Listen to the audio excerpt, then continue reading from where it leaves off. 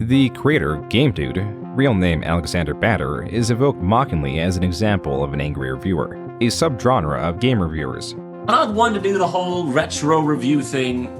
As you know, it's a bit overdone on the internet. But I sound like Game Dude over here. Why do they all look the same? That's the thing about the Game Dude, though. He is the Game Dude, and he is so rude. And he is a gamer with a bad attitude. When conversation around Alexander arises, there will be comments incorrectly stating, speculating, or exaggerating his history.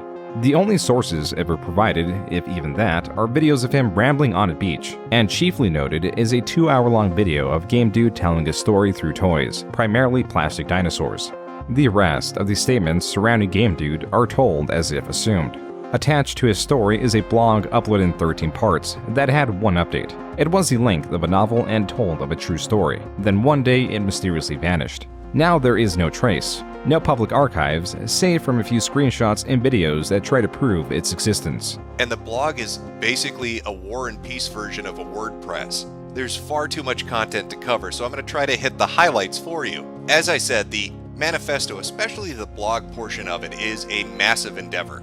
It is a blog that he ran where he put up multiple parts explaining his interactions with Alanna and everything surrounding all the events that had taken place over the last few years. It is often recounted as a madman's ramblings, a madman trying to absolve themselves of a criminal harassment case among less damning accusations. This contained documents of the case and recreations of events that use video game characters to represent those involved. There is only one author for this work, and if not for his other creations, it would be entirely unbelievable.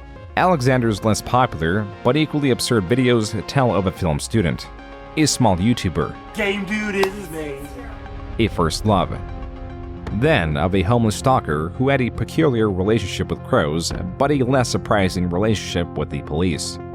Bitch, get the fuck out of here! He is the Game Dude, but what is rumor and what is fact? And who is Alexander Batter? But first, a message from this video's sponsor, Incogni. The core of Incogni is it's the simplest way to combat data brokers. And what data brokers are companies or other that sell your personal information. So whether that means robocalls, spam, and scams, you probably had experience with at least one of those. And Incogni combats that by contacting these hundreds of data brokers and asking them to remove your personal information on your behalf. It's quite a difficult task if you do it on your own. This is just a way better method to do it. And they do work fast. As you can see here, I already made an account and it took about maybe 5 minutes or less. And already they're sending out these removal requests, and it even shows an activity log to see how many people were tracking your personal information. I know personally I've been getting so many robocalls in the past that I actually put my phone on mute so it wouldn't wake me up. That's how bad it was for me. But it was particularly bad for my roommate who got his bank account hacked. He lost all his money in his bank account. He's still struggling getting back because someone got access to his personal information. It is not something fun to deal with. These data brokers are persistent in harvesting your personal information. So Incogni keeps on sending out these removal requests as they pop up. I think protecting your privacy is extremely important, especially now with identity theft on the rise. I don't want to be part of that report, and neither should you guys. So the first 100 people to use the code JTKDeal at the link below will get 60% off Incogni. That is incogni.com/JTKDeal. Sponsor over, back to the video. This story begins late 2008. The earliest archive for the Game Dude channel looks to have not archived properly. Fortunately, the internet was not as centralized as it is today. There were various game-related forums that often strayed from their original intent. While many forums and their contents are lost to time, this forum thread still exists. Created not by Game Dude as we know him, but by Alexander4488, another alias Alexander uses. Even his YouTube channel, as shown in the link, is Alexander4488. As for the forum thread on the website Digital Press, that's discussions largely revolve around retro gaming, it was made on August 4, 2008. The thread itself was titled The Official Annoyed Gaming Geek Discussion Thread. Alexander opens the thread with a post stating, quote, "Inspired by the nerd, the Annoyed Gaming Geek is a 1-month-old video game reviewer with no previous experience. New on YouTube, watch the Annoyed Gaming Geek's YouTube videos. Let me know what you think," unquote. He then links to his channel. Over the course of the next 13 hours, this forum thread was filled with responses lambasting him on his content that users state is similar to another creator known as the Angry Video Game Nerd. Others of that genre are also brought in comparison, such as the Irate Gamer and Spoonie. He was also criticized on his line delivery and voice. This is one of his earlier reviews that this criticism may have derived from.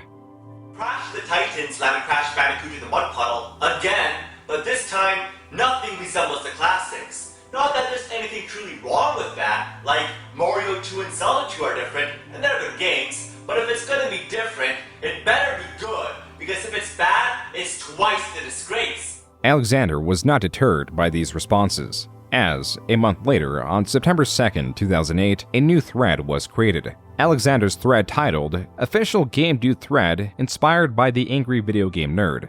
It reads, quote, Hello, I am the Game Dude. I was the Annoyed Game Geek, but because that name is a ripoff of the Angry Video Game Nerd, I changed it to Mega Gamer. But because that name is a ripoff of the Irate Gamer, I changed it to Game Dude, unquote. In this same post, he states he has been reviewing games for 2 months, and will only accept logical, constructive criticism, but no insults. As per the naming of the thread, the opening line, and again reiterated in the same post, he states, quote, All my videos are inspired of the Angry Video Game Nerd, unquote. After stating that the Angry Video Game Nerd wrote him a response letter deeming that he likes Game Dude's videos, Game Dude links to his YouTube channel and mentions he just started Vancouver Film School, in all caps. He also states his videos are of low value, but guarantees they will improve. He seeks to make content that is of the same quality of the Angry Video Game Nerd, but original. He even plans to make a theme song while singing or something, but not guitar for obvious reasons, likely referring to not wanting to copy the Angry Video Game Nerd's theme song. The post ends with him asking for advice. To break the significance of this post down, first he is openly inspired by the Angry Video Game Nerd, or AVGN for short, a creator that has already been mentioned several times, mostly in comparison to the Game Dude.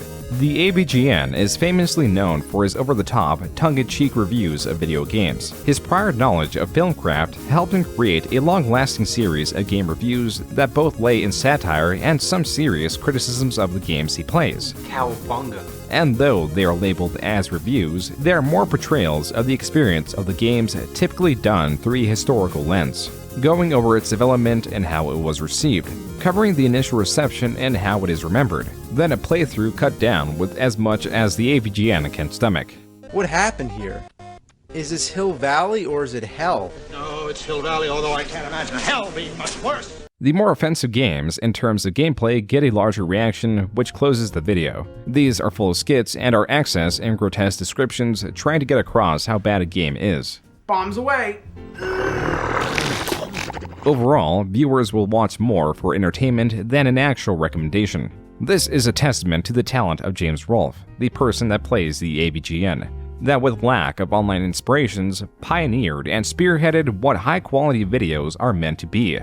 There are others that saw success covering other forms of media like films or series, like the Nostalgia Critic. And then there are those that say they are inspired by these creators, like the Game Dude. These creators, which there were a tremendous amount of, were referred insultingly as the all-encompassing angry reviewers. I have a better chance of cloning myself. This is fucking shit. To many, they misunderstand the Nostalgia Critics or AVGN's rise to popularity and that their experimentation brought forward something new and beloved. And in trying to recreate their style, they are both denying themselves of their creative potential and focusing on emulation and will always be second to the original. Yo, Noid? Yo, fuck yourself. Unless they create their own path. This, in large part, was the general criticism against these fledgling creators. It is important to mention that this thread was created at 11:18 p.m., because for the first 3 minutes of its existence, there was no response. Likely sitting in impatience, Alexander4488 created another at 11:21 p.m., announcing that the Annoyed Gaming Geek is now the Game Dude, stating that he'll be attending film school for 16 months. He again links to his channel, states he doesn't like his videos, and no one responds. Third time's the charm. At 11:24 p.m., another thread stating his name is Alexander Batter, he is the game dude, and again, he is inspired by the angry video game nerd. This time the thread is labeled the official Game Dude discussion thread and links to several of his reviews, and one, specifically the Crash of the Titans review, is revised. In terms of Alexander, that means it has been re-uploaded to fix what he deems to be errors. On his 11:18 p.m. thread, he finally got a response. Quote, I wouldn't start by spamming the forums. My advice, you need to be original. It seemed like just a ripoff of the nerd guy. Unquote. This was the only response in that thread. His new threads were getting more traction, but likely not the kind he sought.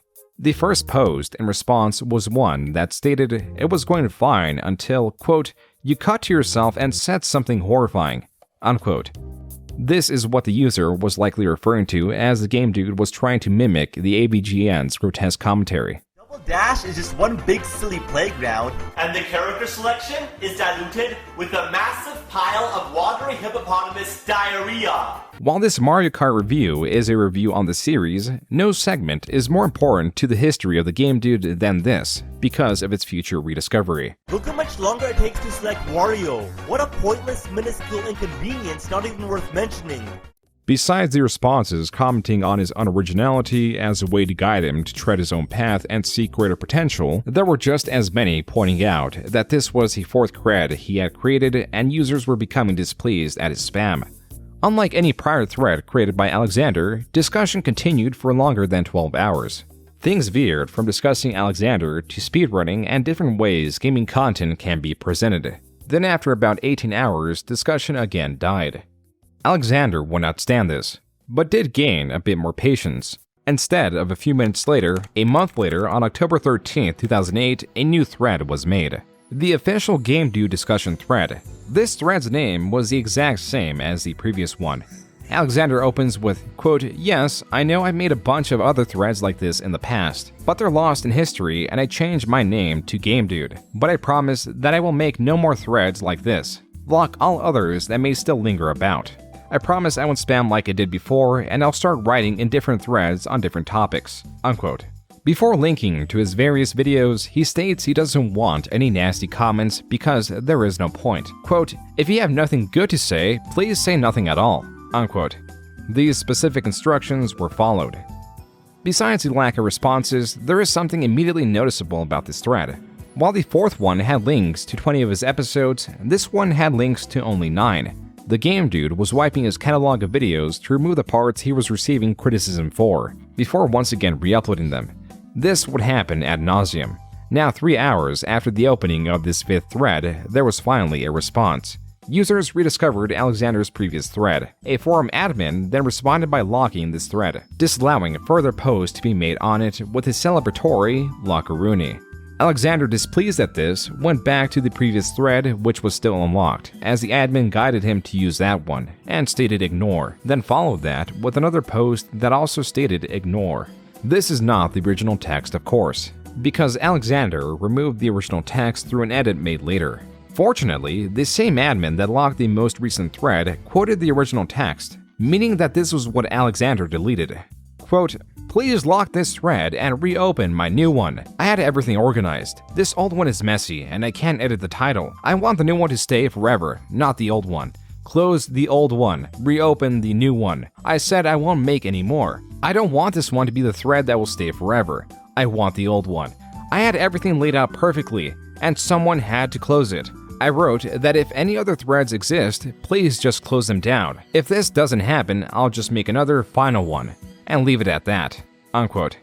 This would not be the last time a quote would reveal Alexander's original text. The admin, in response, stands stalwart in not allowing Alexander further threats. This created small interest in the thread before it died off again. 7 days later, on the 20th, Alexander finally started to respond to some of the criticism. He hopes one day his work will be a lot more professional. He gives more strategy on how he is going to do this by deeming that his future experience at film school will grant him the experience he needs to be famous. Others, criticizing the uncertainty that education alone offers, were met with Alexander using the AVGN as an example, among others, that the decided factor in their popularity was their time at school. Quote, I'm spending money on film school, not to be a ripoff, but to be original. and eventually to be a movie star or something. But that's in the future. Now I'm reviewing games. You're right. Thousands do this every day without any sort of film education, and that's why they suck. The nerd, irate gamer, nostalgia critic, and zero punctuation, and I may be the only ones that went to school. Once I finish school, I will be famous. Watch." Unquote. Alexander also lays out a new goal. Quote, "So far, my goal is to have no 3.5 star rated videos. I have one curse that needs to be revised, and that is my awful Mario Kart review. After that, I must have no 4.0 star rated videos. Then, no 4.5 star rated videos. They all must have 5 stars each, and I will reach that goal for sure." Unquote. This is in reference to YouTube's previous rating system of stars, 5 stars being the maximum, where users could select between 1 and 5 stars to rate a video. To achieve that goal, GameDude was actively deleting, editing, and re-uploading his reviews. They were either perfect or terrible. There was no in between. This is revealing to the kind of person Alexander was, as he held the belief that persistence, or more so obsession, will lead to the desired outcome. As for the forum post and his comments, users largely ignored this and went back to criticizing his work, and on page 4 of his 4th forum thread, discussion died once more. It would remain dead for the rest of 2008. In May of 2009, he was active again. Not on his 4th thread that was meant to act as his only one, but a new thread yet again under the official GameDude discussion thread. These set of videos do show an improvement. His audio is more balanced and there is less echo. His speaking cadence has a wider range and he sounds more comfortable in his delivery. Tale of the Sun is one of the most bizarre games ever created. Look at the character selection screen. Super ugly cavemen walk in place with 2 Japanese angel chicks while the weirdest music plays. It's like watching a nightmare. It looks like there was also the addition of "inspired by the nerd" at the beginning of his videos, possibly done to accept the common comparison of the AVGN seen throughout his comments. But it really only brought more attention to it. Even on his new thread on DigiPress, the first response was, quote, "Inspired by the nerd? You're just ripping him off completely. You know what they say about a copy of a copy of a copy. No thanks." Unquote. A different user linked 4 of GameDude's previous discussions. He was becoming known on the site. One user in the know commented, quote, "I feel really bad for you. Why do you keep making topics about reviews on this site? Every time you do it, you get bashed." Unquote. 5 hours later, the same admin that locked the 5th thread discovered this 6th one and locked this one as well with another celebratory lockaroonie. This was Alexander's final thread, but he was still allowed his 4th and longest running one that had spanned 4 pages. A month later, despite the constant criticisms on the type of content he was producing rather than its quality, he was back, this time announcing that his Kirby review was nearing completion. A user responded in fear. Alexander responded to that in glee. Others jumped in and continued what is now expected discussion of Alexander. And then Elvis8Atari comments, quote, "Everybody needs to stop trying to be the angry video game nerd. These imitators are embarrassing to watch." Unquote. Now, why is this important? It's a comment like any other. Well, it's not so much the comment, but the username Elvis8Atari. Elvis8Atari is long thought to be the alias of Mike Matei, a producer of the AVGN that has been known for his various online blunders. There are various pieces of evidence that make this likely. One such is Chess Video Games site. In the Atari High Score archival section, a user known as Mike Matei has submitted his high score for the Burger Time video game. Clicking the link attached to his name reveals an email, Elvis8Atari. It would also make sense for Mike Matei to be tired of AVGN imitators. Additionally, the alias Elvis8Atari is found constantly defending Mike Matei on other websites, amongst other things. For that reason, posts made by Elvis8Atari will be given more attention for even just the possibility of it being Mike Matei. Alexander responds to Elvis's post with, quote, "Did you even watch any of my reviews?" Unquote.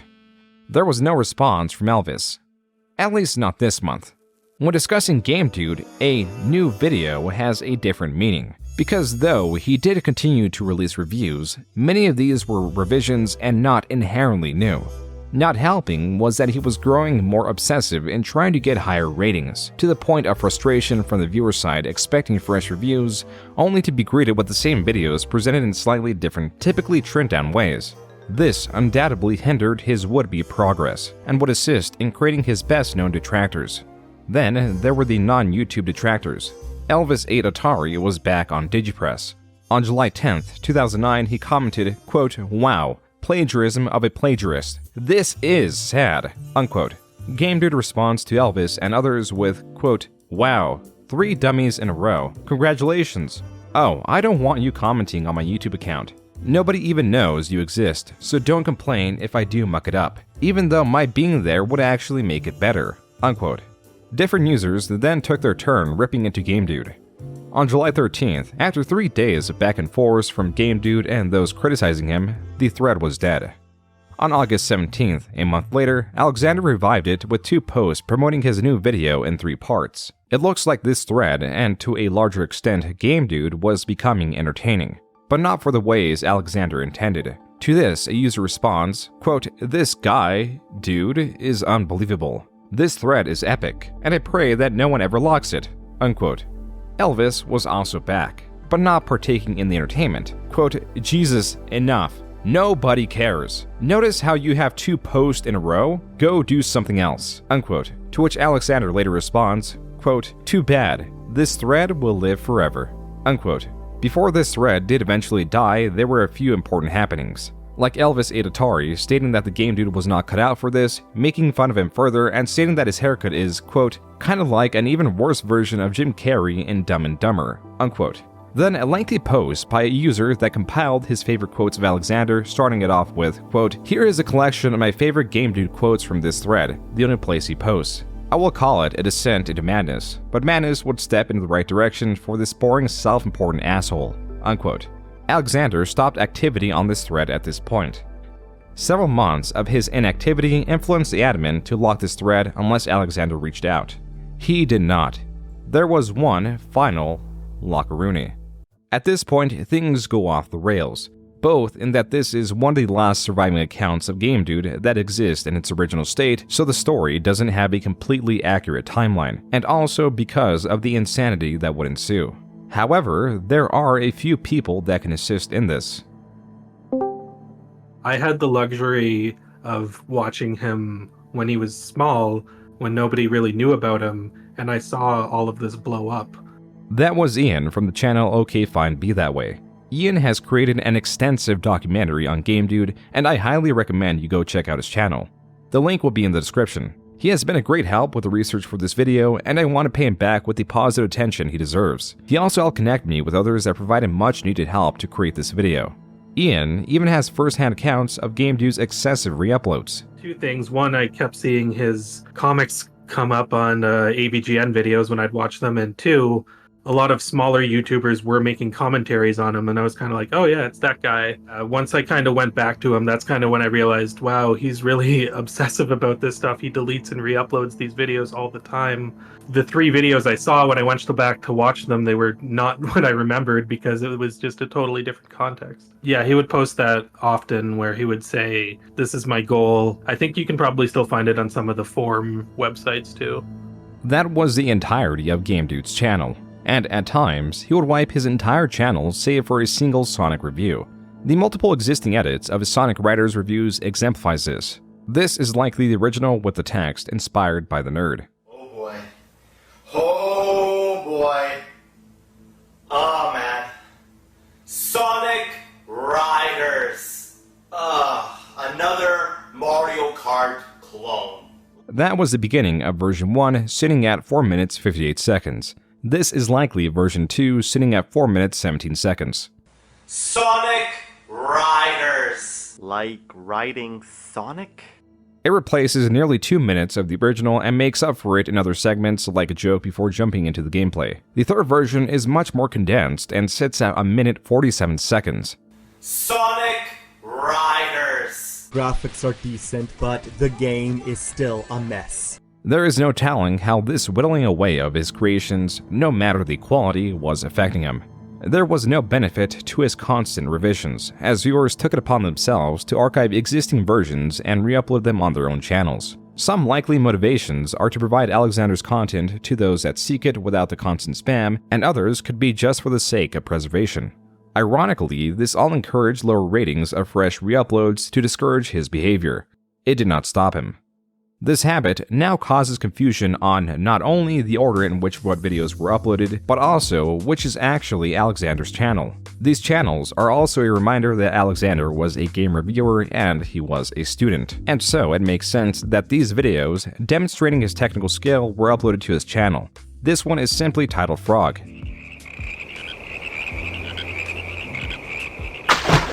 This one is titled Bird.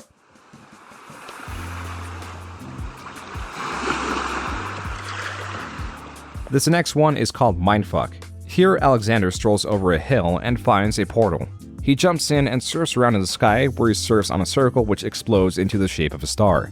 He then free falls onto the moon, which then launches him onto a cube, where also, in free fall, is a star and what appears to be Donkey Kong dancing before then falling into a star and out of a portal. Though that segment could not be played with its audio because it included the copyright music Take On Me by Aha, the last minute can. It is also easier to show than describe.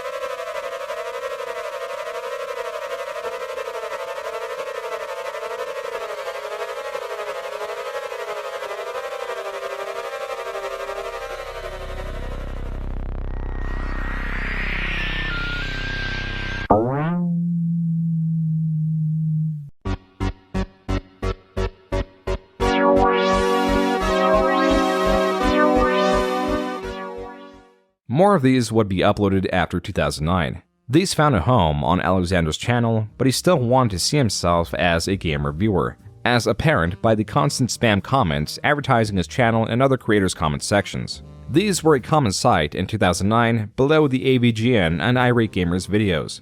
Advertising with comments like, quote, "You've seen the angry video game nerd, you've seen the irate gamer, you've seen the nostalgia critic, now meet the game dude. I am the game dude. Watch me now," unquote. This appears to be a massively reused message as it exists within different screenshots. Some mark spam in the YouTube comments. It's hard to say if fans were pleased with Alexander's spam, considering that angry reviewers were already disliked. But Alexander had many responses to this, one being, quote, "I don't spam. I advertise my greatness to the universe," unquote. Other times, he would be a bit more dedicated and respond to himself and how awesome the game dude is, playing the parts of multiple people. Alexander could also be seen in other comment sections. There was supposedly a compilation of bloopers from Seinfeld where the audio was out of sync with the footage. Here, multiple commenters were pointing out that the error made the video difficult to watch. Alexander, in all of the ones shown, is echoing their comments and also defining it as desynchronization. While their comments were upvoted, Alexander's responses were only downvoted. These increased in amount as the chain descended, and he was even arguing with some users. The page being cut off implies this was just the tip of the iceberg. With all this going on, Game Dude was building quite the reputation, and was giving attention to his building community of detractors. Enemies were made easily, especially comments like these, referring to his detractors as chimpanzees, sometimes defending creators like the Irate Gamer in his rants, calling him a prince, and AVGN a king. Some are harder to understand without context, making them memorable like the infamous sheep comment. Quote, "Truth, I do fuck sheep. I fuck them when I force them to read your comments," unquote. If the Game Dude responds so easily to mere comments, how would he react to something more intimate like a video criticizing his work? Some of the videos that we're talking about Game Dude, they had more comments than they did views, because Game Dude would just comment and then he would keep talking and keep talking and keep talking. It clearly says beach. No! Boomstick has such a bad microphone. Anyway, really, I think I have the best trolls ever. Is it nitpicking? Yes, nitpicking. Of course it is. Obviously, it's a Game Dude! The first video covering Game Dude of note was one by a creator known as Aciliary, with his series aptly named Reviewing a Reviewer, or RAR for short. Though for the first 4 episodes he covered Chris Boers, the Irate Gamer. That did little to aid in the growth of his channel compared to the audience that he brought in when he covered the Game Dude in June of 2009. The ugly downside of his popularity is that now too many people think this is exactly the style that should be emulated and used to review everything.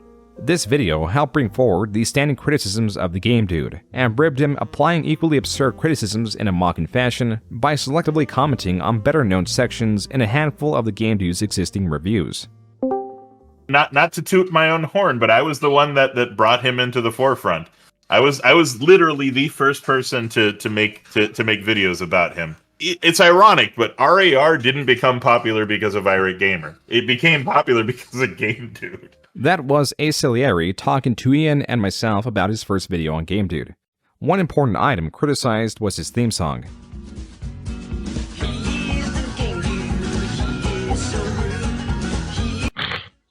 Love the cat strumming a banjo with his thumb. He looks so real. Game Dude's theme song was created with the assistance of his audio lab professor. His theme song is also the second most viewed video in relation to the Game Dude. As promised, it did not include a guitar, but it did include an unidentified anthropomorphic cat with a banjo for no discernible reason. The song is just over 2 minutes in length and was included as the intro for his videos, though only a selective amount usually appeared at the start of his videos, averaging to about 10 seconds or so. 3D did not kill Sonic. These were tacked onto his new videos as well. This means he was benefiting from his time at his university, and he was one step closer to emulating the works of the AVGN. Though few, if only Alexander, did see this as beneficial. Even that did not last. Like many of his reviews, Alexander grew critical of his theme song, his only grievance being the cat with the banjo. A second theme song was created. He's a dude on a mission to review games that are shit. Not by Alexander nor his professor, but apparently a fan sent this in. Though Alexander quickly adapted the newer theme song, he could not seem to shake the more bombastic original, nor the banjo cat that is possibly the best known aspect. He was very self-conscious about that whole banjo cat thing that he drew. He was so embarrassed and he hated his own work so much, even though that's literally where the charm is, right? Acelieri's RAR on Game Dude was 9 minutes and 44 seconds in length. Game Dude's direct response was 53 minutes and 25 seconds. This, like future responses, are actually cut down, as seen by the jump cuts. You know, this game is a piece of shit. This game sucks ass. It's generic. It's boring. He gave me his answer to a question nobody asked. That doesn't make any sense. This was uploaded in 6 parts, included classical music throughout for no discernible reason. The length is a result of his constant pausing, after nearly every statement, to interject his own comments. What is with you and your retardistanies? Yet he doesn't even react to the entire thing, instead opting to start at around a minute 35 seconds into the video where Game Dude becomes the focus. Hello folks, I'm Ace Salieri and welcome to another edition of... Okay, new microphone now. That is horrible. Game Dude. Yeah, apparently this is a Game Dude. Okay, well, there's games in the background. I'm a human being. I mean, like... Obviously, that's a Game Dude! What are you talking about? I would have called him the imported reject from Retardistan, but... Oh, he's a racist. This was filmed with his camera in hand that he pointed at his laptop playing Acelieri's video. At one point, he puts the camera down to clap,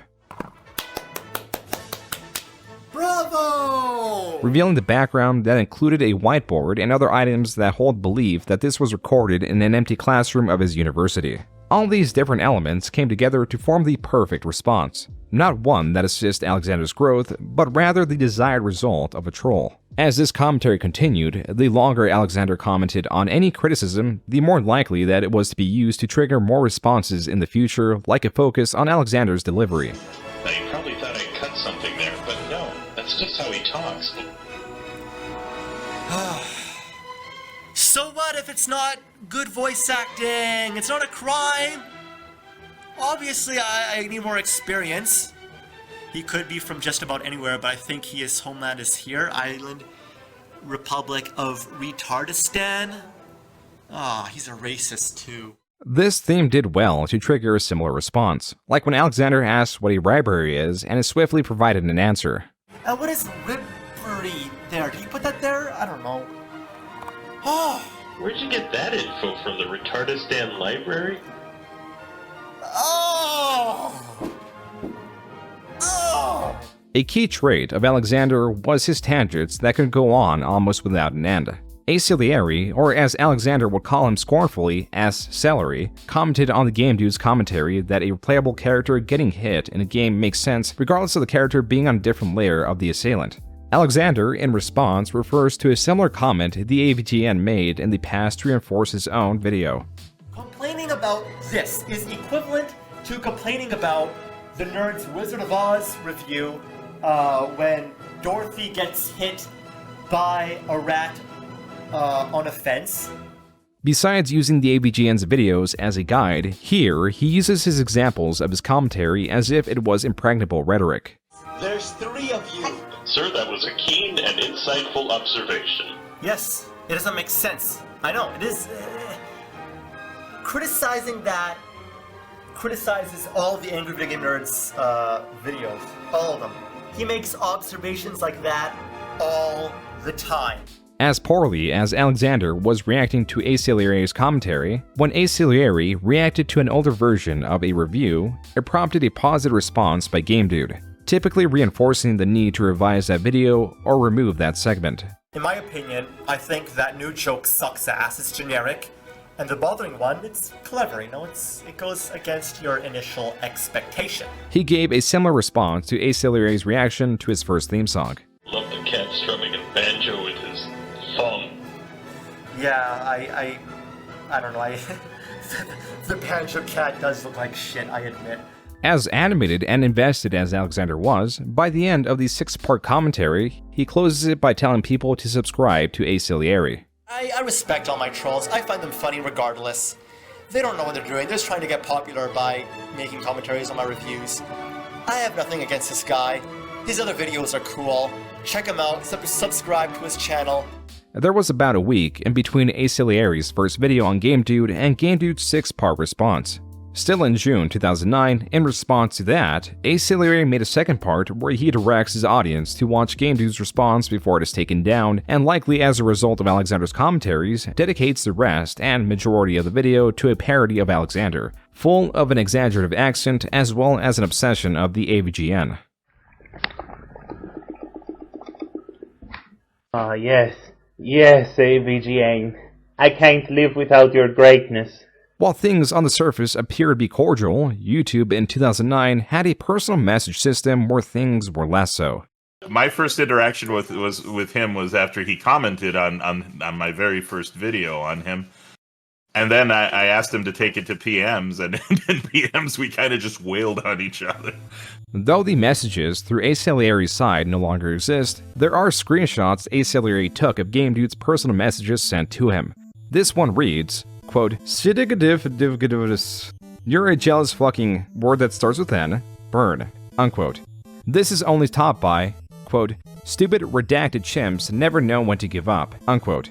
He then goes on to say a word that begins with N 8 times in a row, then ends the message with, quote, "There, you wanted me to be racist, so this is what you get," unquote. These screenshots survived because Aciliary sent them to different creators. Some kept it to themselves, others posted it to Game Dude's expanding Encyclopedia Dramatica article. The Encyclopedia Dramatica is a website infamously known for its archival as much as it is known for its shock content that is excessively crude, intrusive, and deceitful, often done to promote a response on whoever the article is written on. And in Alexander's case, it worked. Thanks to his bombastic reactions, some of Aciliary's PMs to the Game Dude found a home here, as well as the infamous Game Dude face, a screenshot of his Donkey Kong review in the segment where he reviews Donkey Konga. What's next? Donkey Kong Cubed? That would have been awesome, but no. Instead, we got Donkey Konga, a damn music game. You play by clapping and drumming these bongos, which do kick ass, but they're so embarrassing. Look at me, I'm Donkey Kong! With these factors now explained, and with Aciliary's message found on Game Dude's ED article, this message makes more sense, especially the fact that Aciliary had an ED article as well. Quote, "Wow, you're embarrassing yourself. I'm going to make that ED article about you even longer. It's embarrassing how you spy on everything I do because you're such a basement-dwelling douchebag. I do find it hilarious though, because everything you've written couldn't possibly fail anymore. Delete that close-up picture of me smiling. The other pictures I don't mind that much, I just really hate that picture. Don't forget to post this message I've sent you on Medicare and ED so I can tell the world how much of a moron you really are for quoting all my messages. Now be a man and reply to me this time. Don't be such a chicken. Again, thanks for the advertising." Unquote. Alexander, confused and likely looking solely at the PMs, was holding Acileri responsible in large for his ED article, when the likely explanation beyond his reviews was his persistent comments that brought on the ire of readers, and the increase in response videos, parroting and commenting on his reviews. For context, YouTube had a video response feature. This allowed users to respond directly to any which video, and that video would appear near the comment section as a video response, making them more eye-catching to Alexander, which is why this video opens up like this. Alright, let's get this over with. I've never seen this video before. Yeah. Here, it is shown that the video he is reacting to is a reaction to Alexander's Star Fox Adventures review, that this time had around 1.8 thousand views. The response he is reacting to had around 200, around 1/9 of the views. Around a minute into the response, it is made clear why this is titled Alexander Hides His Furriness. He falls in love. So typical. I bet he beat off to that. Wow. Wow, you know, honestly, only a furry would state something like that. Moving on.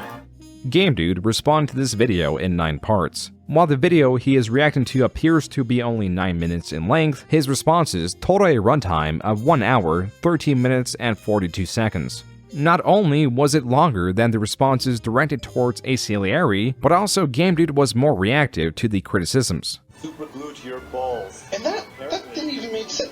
Of course it doesn't make sense! It doesn't have to make sense! Well, actually, it does make sense. It is possible to super glue your balls to an orca. That's possible. It does make sense, actually. It's a joke. Go watch The Angry Video Game Nerd. Why would you do something this tedious? What do you mean? I don't know why. I don't know why. Why would I do something this tedious? I don't know. Oh, dude.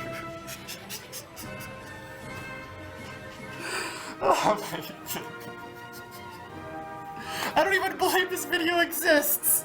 That Andros channeled powers to revive himself. It seems that Andros discovered the ancient power of the Kazor. He's probably beating off to this right now. What are you talking about? Honestly, are you a furry? Honestly, and really, I might be going a little bit overboard with these commentaries. Don't take it all too seriously. I know these guys aren't furries.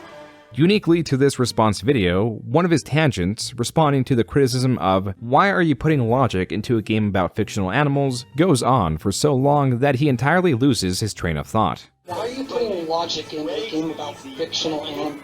Because it crosses the line! There's a line of logic! Do I have to explain this? Imagine Sonic. Imagine a new Sonic game where Sonic's flying, shooting chickens with a water gun, and then and outer space isn't black with white stars. It's like red with green stars and you know, I don't know, dude. He then finds it again and uses the AVGN in his defense. Saying that basically denies the existence of all of the Angry Video Game Nerds reviews. There were 2 more effects that these videos were having. First was a personal one, in that he will take these criticisms more serious than the responses would imply. Because nearly every unfavorable comment in these inspired a revision, a redoing of a segment, or a removal of the segment being commented on altogether. Alexander explains this to great frustration. So yeah, guess what now? Guess what? Now I have to revise my review and put a few more explanations here because of this. The other effect was inspiring others to do the same thing, and shaping what Alexander would be known for. Even this commentary included images that the creators knew would get a rise out of Alexander. Oh my goodness, look. That is the most overused piece of footage ever. It's not funny anymore. It's funny once or twice. It's not funny anymore. Like Acelerary's video, at the end of his response, Game Dude also promotes the commenter's channel. So, yeah, honestly, Spunkies and Glad OS X whatever, you know, their videos are pretty cool. You know, check them out, subscribe to them, you know, honestly, I've seen their videos. I like their work, it's pretty cool. As dedicated as Alexander was in responding to his critics, there are a few that showed even more dedication. One such creator was known as Paul von Hindenburg. This user's channel mainly hosted animations with text-to-speech narration using a service known as Extra Normal. Modeling Alexander's character with a mustache, they ultimately, over the course of 2 years, made a 39-part series centered around the Game Dude. If it isn't you again, Alex. I've been lead here to investigate the raping and maybe the killing of a girl named Lisa Edelstein, or how everyone calls her Little Miss Gamer. One of your neighbors have said that you are indeed the killer and that, if you did kill her, you would be sentenced to the electric chair. No, no, no. By October 2009, the Game Dude was getting so many response videos, it would not be feasible to respond to them all. Yet for a period, he did try, as his reactions to these responses overtook his channel. He even made a 2-part response video ripping apart one of his own videos. Well, believe it or not, some actually like my original review of Sonic Riders more than my revised one, for reasons no one will ever know. Oh boy. Oh boy. Why am I making those sounds? Oh boy. Inspired by the nerd. A little vague there, don't you think? It's difficult to say what his motivation was. Even still, the response videos themselves were being condemned and analyzed to possibly an even higher degree. Knowing only one way to respond to this, he took down the responses and revised them much like he did his game reviews. The Acelerary one specifically had its runtime cut in half, now with the inclusion of images to better represent his points, and distinctly titled Logic Boy, Acelerary Commentary. There's games in the background. I'm a human being. Yeah, looks like a game dude. Obviously, it's a game dude! Possibly done to shield himself or promote the idea that these commentaries were tongue-in-cheek. The Game Dude was wanting to promote this obsessive persona as the Logic Boy, in where he would nitpick response videos. We know the intent because he uploaded video in text form asking if this was a fair direction for his channel. Besides the revisions of the Acelerary response videos under the pretense of being the Logic Boy, he made one last lengthy response video about 2 weeks later, which is now in late October. Rather than try to make sense of his intentions as he had done in his previous response videos, he had the greater motivation of proving that he was playing a character, and could turn the Logic Boy persona on and off. I asked Acelerary about this. That's interesting because, like, in his mind, at least through another interview that he did, he said that the character of Game Dude is so much different from Alexander. It's not. And you can pretty much see that it's not. There's this one video where he's playing with dinosaurs, and I swear to God, that's him. That's what you see is what you get. The extremes of revisions and wanting to change had already reached his personality. There was a conflict of seeking to promote himself as well as shield himself that had manifested into whatever Logic Boy was.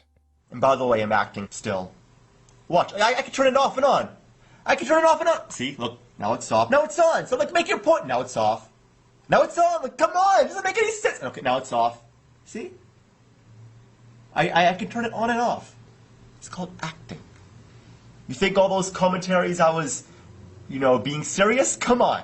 Alright, Terminator 2, all those movies. Stop it! Those are all time-honored classics of the science movie genre. The same can be said for many TV shows, Star Trek, Babylon 5, Battlestar Galactica, etc. It clouds your fucking judgment. No, it doesn't do anything. I deliberately do it. It's a character. It's called Logic Boy. Honestly. Go type in, like, Logic Boy. It's all a character I made that over-exaggerates the trolls that criticize the Game Dude. A minute later, someone enters the room. Why would I mask my emotions? That is stupid. Like, come on. Oh, now it's off again. Why would I mask my emotions? I deliberately, unleash it for the satirical comedy. You should... Hey. I didn't know you were here. Oh, it's okay. I'm just making a video response. What? No, I'm just making a video response. Oh, good. See you later. Bye. Sorry. Sorry about that. Somebody came in. Yeah. There you go. Laugh out loud at the trolls that think this is serious. Afterwards, GameDude would seldom respond to his critics with such dedication. His tactics changed from attempts at trying to align himself with the detractors and promote the facade that he knowingly acted in a way that would bring forward ridicule, to one that was more modest. One that came in the form of an apology, posted November 10, 2009. While he apologizes for his advertising habits and his general aggression, there is one habit Alexander could not do away with. One that is at the center of his lack of growth. I'm gonna, revamp my videos and just try to, make them not shitty kind of thing. And I know you guys don't like my revising my videos, but I do it for those that haven't seen my videos yet. Alexander would not, as stated, stop revising his videos. He was even disregarding part of his original intent, because when he first announced his reason for revisions, it was to get videos to 5 stars. But now in November of 2009, it had been 2 months since YouTube had removed the star rating system in place of a simpler thumbs up and thumbs down.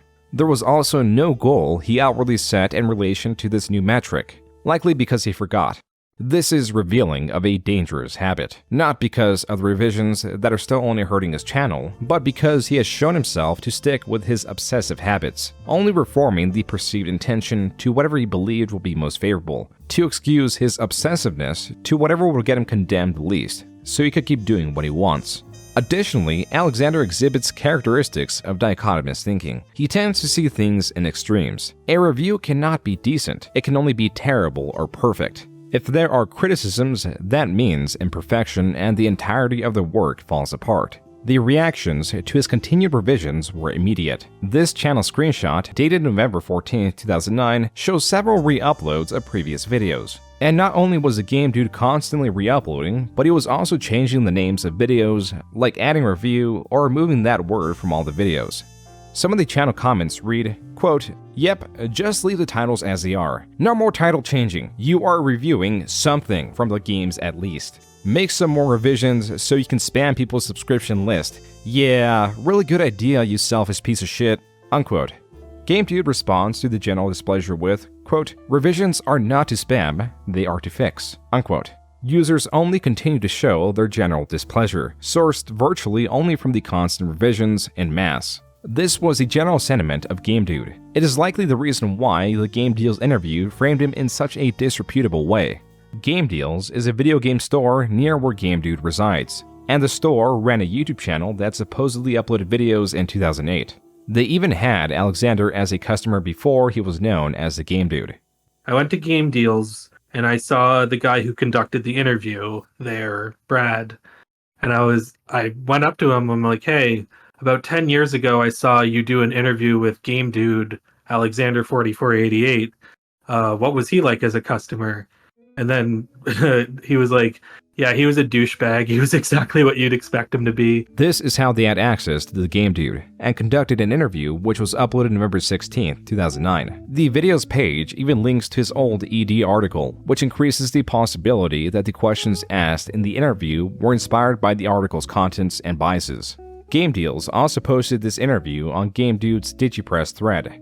Alexander 4488, the Game Dude, I got access. He's a customer of mine, so I'm going to ask him the tough questions, and I'm going to give you the footage. What could possibly go wrong?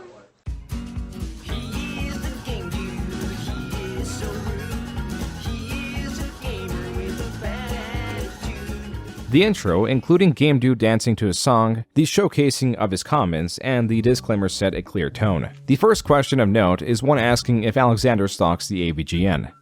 I've talked to him a few times, just only by letters, pretty much, because every time I try to talk to him on the internet, he never replies. I'm not like some weird, creepy, guy with a giant picture of the angry video game nerd in my living room with The irate gamer, I think, he's pretty good. His special effects are like amazing. Alexander states he plans to enroll in a 1-year acting program. I haven't gone to any 1-year acting programs yet. I plan to in the future. This will help bring some order to the timeline as it will help separate his projects. Game Deals goes on to ask if Alexander is single, as to introduce follow-up questions relating to his Barbie review with the edit text that reads, "What about plastic dolls from shitty games?" His Barbie review is known for such lines as, "Look at Barbie, what a scary bitch." The interviewer then asked about the sheep comment. One of the YouTube users actually randomly said something about screwing sheep, and then as a joke I was like, yeah, I screwed them when I forced them to read your stupid comments. And then all the typewriting chimpanzees at Ed took it too serious. Keeping to the pattern of questions relating to his infamy, the conversation turns to Alexander being questioned about his ED article. Honestly, I find it hilarious. I find that Ed article absolutely hilarious. I mean, I've tried to delete them before, but then 1 second later everything comes back and I'm like, oh crap. Now YouTube is flooded with all these, people that are basically speaking internet, and it's just like, if I have to hear the word lol cow one more time, it just doesn't make sense. What the hell is a lol cow? The interview also includes a parody of Game Dude in where the creator is both making fun of the re-uploads or corrections and makes fun of this line in Game Dude Smash Bros. Review. Why is that Arabian man bothering the wall? Why is the guy in the turban fucking the wall? Why is the guy in the turban fucking the stones inside the wall like he likes to scrape his dick? There's a dick here! And makes fun of this line in Game Dude Smash Bros. Review. Is he doing what I think he's doing? He is! Diddy Kong's bothering Mario! Bastard! Side note, this line in the same review about Wario's taking forever to spawn also garnered similar attention. Brawl is not perfect. Look how long it takes for the Warios to come. After a few questions about his critics, the interviewer drops the facade and asks, "Does it bother you that I'm going to edit this in a way that might make you look bad?" Hey, even bad publicity is good publicity. The video closes with what appears to be a different Detractor's video spliced in. Though many interactions were unfavorable to Alexander, few were malicious, as Alexander was becoming a thing to be observed rather than corrected, even though many did try. In early 2010, he was giving out his Skype asking to speak directly to his detractors on a larger scale, though he had already been talking to creators directly like Ace Salieri, who speaks on the general feeling of Alexander. It's just harmless ball busting what we tried to do. We weren't really trying to hurt him or anything. We were just trying to get some laughs, and hopefully he would eventually join in the laughs, and many times he did join in the laughs. Alexander, during this time, also uploaded various audio-only videos where he was delivering lines in various ways, asking which version the audience favored. These were titled Game Dude Acting Test. Do you like this voice acting better? More anger? Please state yes or no. Thank you. Another voice acting test. Good or bad? Why? Commentary on all sides was growing in volume on the topic of Game Dude, a channel that through every screenshot of the Wayback Machine shows it never surpassed 4,000. Small by today's standards, but this was over a decade ago. I mean, for a guy to have 5,000 subs in 2009 was a big deal. Just to give you an idea, roughly around around 2008 or so, Irate Gamer he managed to bring himself up to the 8th most popular channel at the time. Alexander was an exception in many ways. Though he never surpassed 5,000 subscribers, there was persistent conversation about him, even on ED. He really hated his ED article. And it's funny because ED used to separate the people who got less than 5,000 subs from the people who got more. And they're like, these are lesser reviewers. And his name used to be on the lesser reviewers side. When he got moved to the 5,000 or more side and got his own page, he hated it. This growth in attention was amplification beyond just viewership. More archival and more troll channels alike were popping up hosting Game Dude's content that collected the stream of revised videos. Another form of archival was a DVD that Game Dude was selling for $5 that's case looked to be decorated with his own original art. Ripping this DVD and disseminating its contents brings another issue that is not isolated to YouTube. One that is persistent and obfuscates what would otherwise be a clear story: the possibility of impersonation. On YouTube, among the many impersonators exists a channel that goes by Game Dude Official, or GDO for short. This is not Game Dude. But because of the persistence in archival, many today incorrectly believe this to be Game Dude. Still, not all accounts are clear-cut. Take, for example, the Alexander4488 Twitter. This is long believed to be his Twitter account, yet certain elements fight that belief. First, this was made in December of 2009, a few months after the trolling started to ramp up. Second, the profile picture is one that Alexander has shown to dislike heavily. Yet again, Alexander is known for embracing his criticisms, so that could have also been him using it with that intention. The most famous case of possible impersonation was found on foreskinrestoration.net. Here, a user that goes by Alexander4488 inquires about the issues he's having with the tapeless conical tugger, or TLC tugger for short, a device that claims to restore skin. This account was also created in April 2010 and began posting in the same month. The most staggering fact is that regardless of all these flags carrying the perception that this is not Alexander because of how obviously attention-grabbing it is, it turns out it actually was Alexander posting on this forum. I don't remember which one of us was it that went out of our way to prove that that was him. I couldn't even remember which one of us caught him in the lie. All I know is it wasn't me. A Salieri, during our conversation, directed us to another creator that spoke to Game Dude, known as Pelswick. He describes the same scenario and is possibly the person that had Alexander reveal that it was him posting on foreskinrestoration.net. 2013 or one of the 2013-2014 calls, I remember pressing him on it again. He's like, yeah, that was me. Now confirming that it was Alexander, we can dissect the original forum posts. Much of the first post is going into the specifics of his usage of the device and questions the adverse effects it is having on his body, seemingly seeking advice on proper usage. The important bit is at the end, where unprompted, as Alexander would, goes into his motivations about using the device and more. Quote, "I'll never forgive my parents for circumcising me. Circumcision is the dumbest thing to get popular and it should be banned. Sometimes I feel like I'm never going to restore it at all. Of course, I'm never going to quit and will be tugging every day. But I just hate how it's going to take forever. I'm tugging between 6 to 8 hours a day. Should I tug more? Anything else I should know? I've only been tugging for about 3 days now. I have a lot of work to do, but I will never give up. How long before I notice more skin? Technically, even 1 day of tugging does create extra skin, right? I mean, it has to. Any number times 0 equals 0, unquote. On the same day of the post, an admin responds by quoting and responding to Alexander's issues individually. This was the only response to Alexander's thread. It was later discovered and attention was brought to it mainly through his ED article, which is why Alexander edited his forum post, deleted all the original text, and replaced it with, quote, "I knew someone would find this and put it on ED. Epic lols. I just pound the gay douche," unquote. He again was trying to mask his original intent, yet his original post was not entirely gone. Not only was it archived on the Wayback Machine, more importantly, because an admin quote responded to Alexander, his original post, which could not be changed from Alexander's side, was found in the admin's response, right beneath it.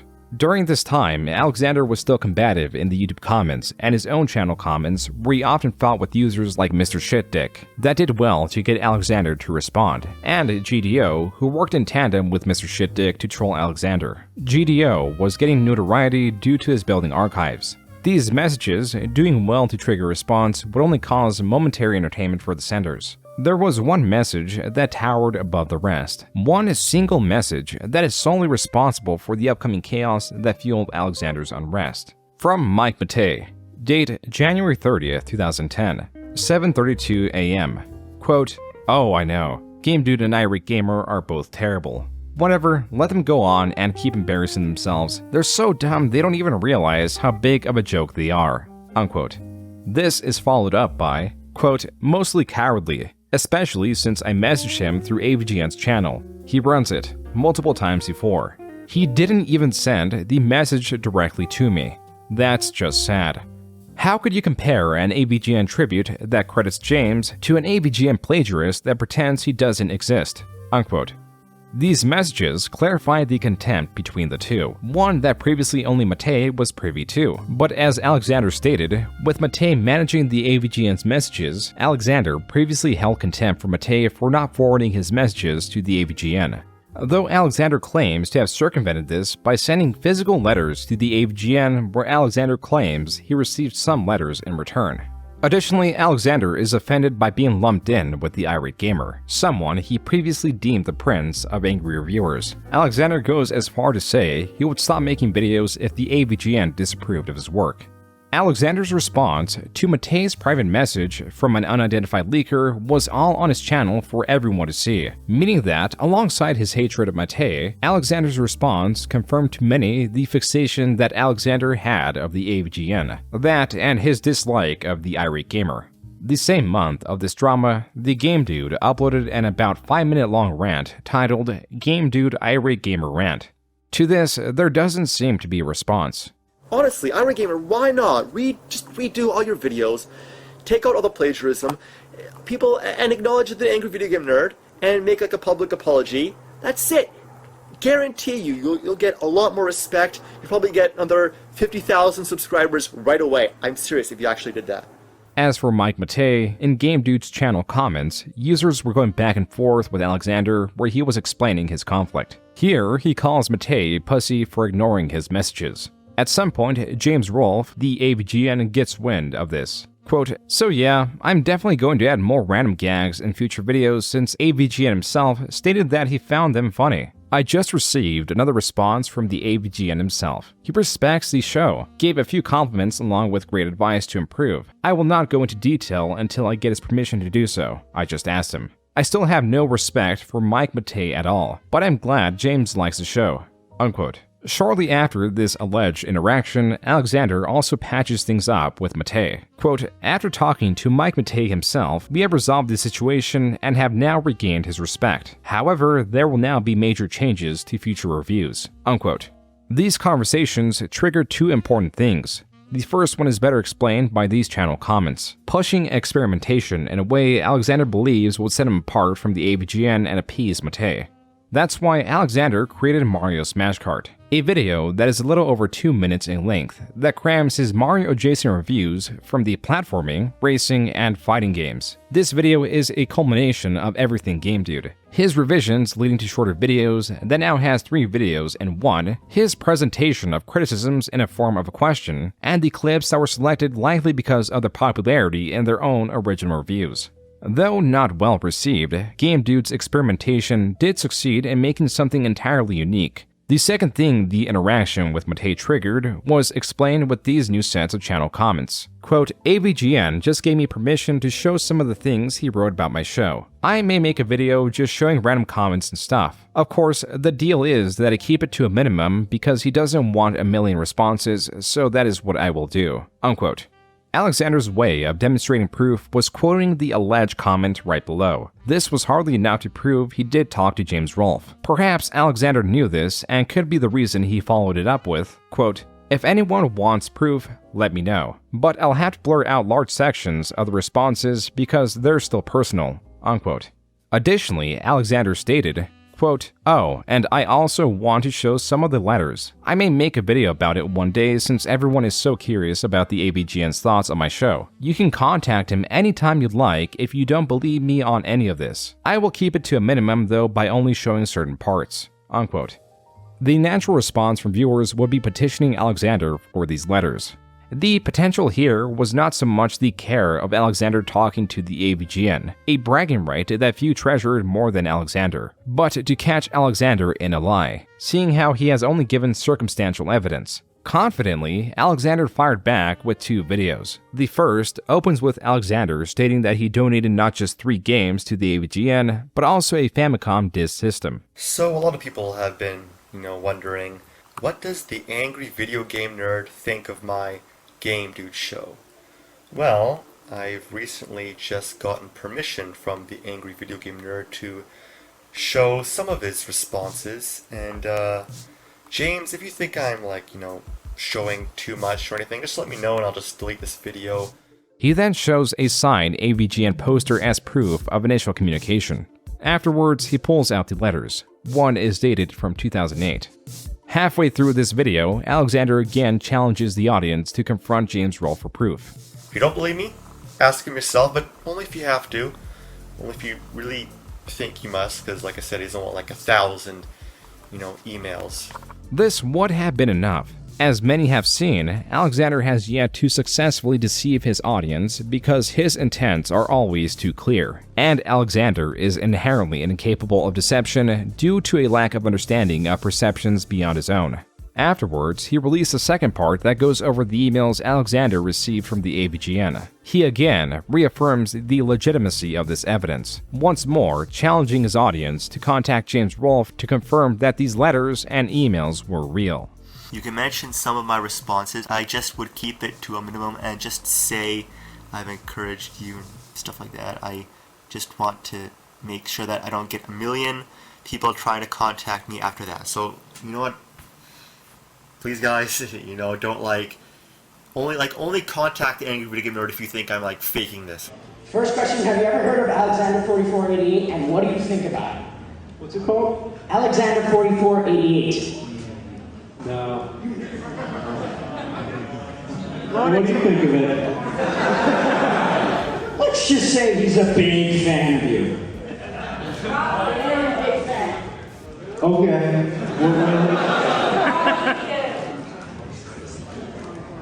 He's crazy. Anyway. That was James Rolfe at the 2010 Screw Attack Gaming Convention during a Q&A panel. Saying he did not know who Alexander 4488 was must not have been pleasant for Alexander. The follow-up of the audience informing James Rolfe that Alexander is crazy must have made the feeling even worse. Still, there were ways to make it even more scathing. Just 2 weeks later, a detractor made a video that combines part of Alexander's AVGN video with James Rolfe's response. Added was this sad music. What's it called? Alexander 4488. No.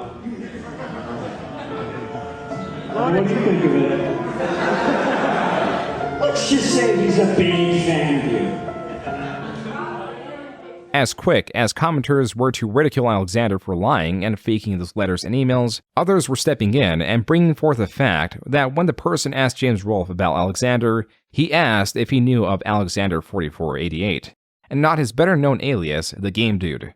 Alexander, linking to the clip of James Rolfe at his panel, emails James Rolfe asking if the reason he didn't know who Alexander was because he knew him better as the Game Dude. James Rolfe replies, saying it was exactly that. Emboldened once more, Alexander posted not a screenshot, but a video of him recording his screen, much like he did when he showed the previous emails he had with James Rolfe. However, Alexander's efforts went in vain, overpowered by his need to wipe his channel and any evidence that James Rolfe was both aware of him and complimented him on his work, an extreme admiration that was only used against him. Because Alexander, through much of his history, ingrained nerd-spired, inspired by the nerd, and other phrases singing his praise into his videos. Lest anyone forget his rants on why outing himself as a nerd aficionado was only beneficial by saving himself against accusations of plagiarism that did not even have a solid argument.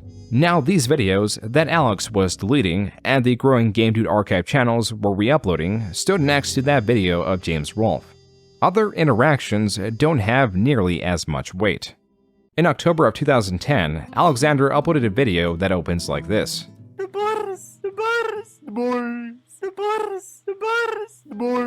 That audio loops for the first 37 seconds, and is titled Game Dude Talks to Chris Bores on Facebook. The conversation, as Alexander shows it, starts with the alleged Chris Bores reaching out to Alexander with a "Hey."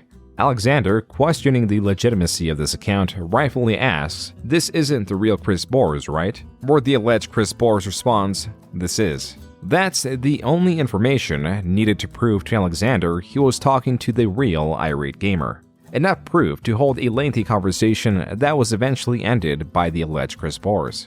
Alexander, while scrolling through the conversation, gives commentary. Here, in the text conversation, he apologizes to the alleged Chris Bores for spamming his channels, but his viewers don't have to worry because he is deceiving the Bores. Oh, that was a fake apology I gave to him, by the way. I think everyone should just spam his channel. Further into the conversation, the game dude absolves Boars of the plagiarism accusations for having similar content of that of the AVGN, stating that he doesn't understand why people are still bitching about it, then calls Boars a plagiarist in his commentary.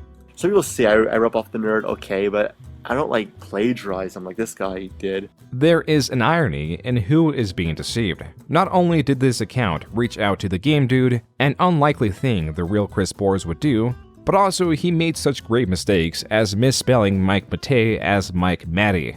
I asked a Salieri to examine this video where he gave his input. No, that's not Chris Boars, dude. As much as Game Dude wanted this to be real, it was not. I reached out to the irate gamer and he confirmed that it was not him talking to the Game Dude. Unfortunate for the Game Dude because his dislike of Boars is so strong. In fact, on Game Dude's blogger profile, the only blog he followed openly was one called Irate Gamer Sucks. This disdain is quite strange considering their similarities. But also Alexander could just dislike how he sees himself in Boars. On that note, Alexander could have established himself as a prominent creator. This is a screenshot from November 2010. All but 3 videos surpassed 1,000 views in his entire catalog that was wiped to only include his revised reviews, except for a single, untouched review that did not suffer from revisions that was 2 years old. This, a creation without tampering, stood with 66,000 views, more than the rest of his reviews combined. But even this hardly deterred his need to revise. The difference now is it was too late. The time for growing from game reviews was passing and Alexander had lost his opportunity. Maybe he sensed this and began focusing his efforts elsewhere. Why would I want to play a game if I want to aimlessly kill people every second? I guess if you're really tense, you just want to let it all out there. I mean, if you need an outlet for your anger. That was Alanna doing an impromptu review of the box art for the game BioShock that was uploaded to Alexander's channel late 2010. For the sake of her privacy, no identifying information beyond her first name will be given. No footage of her will be shown.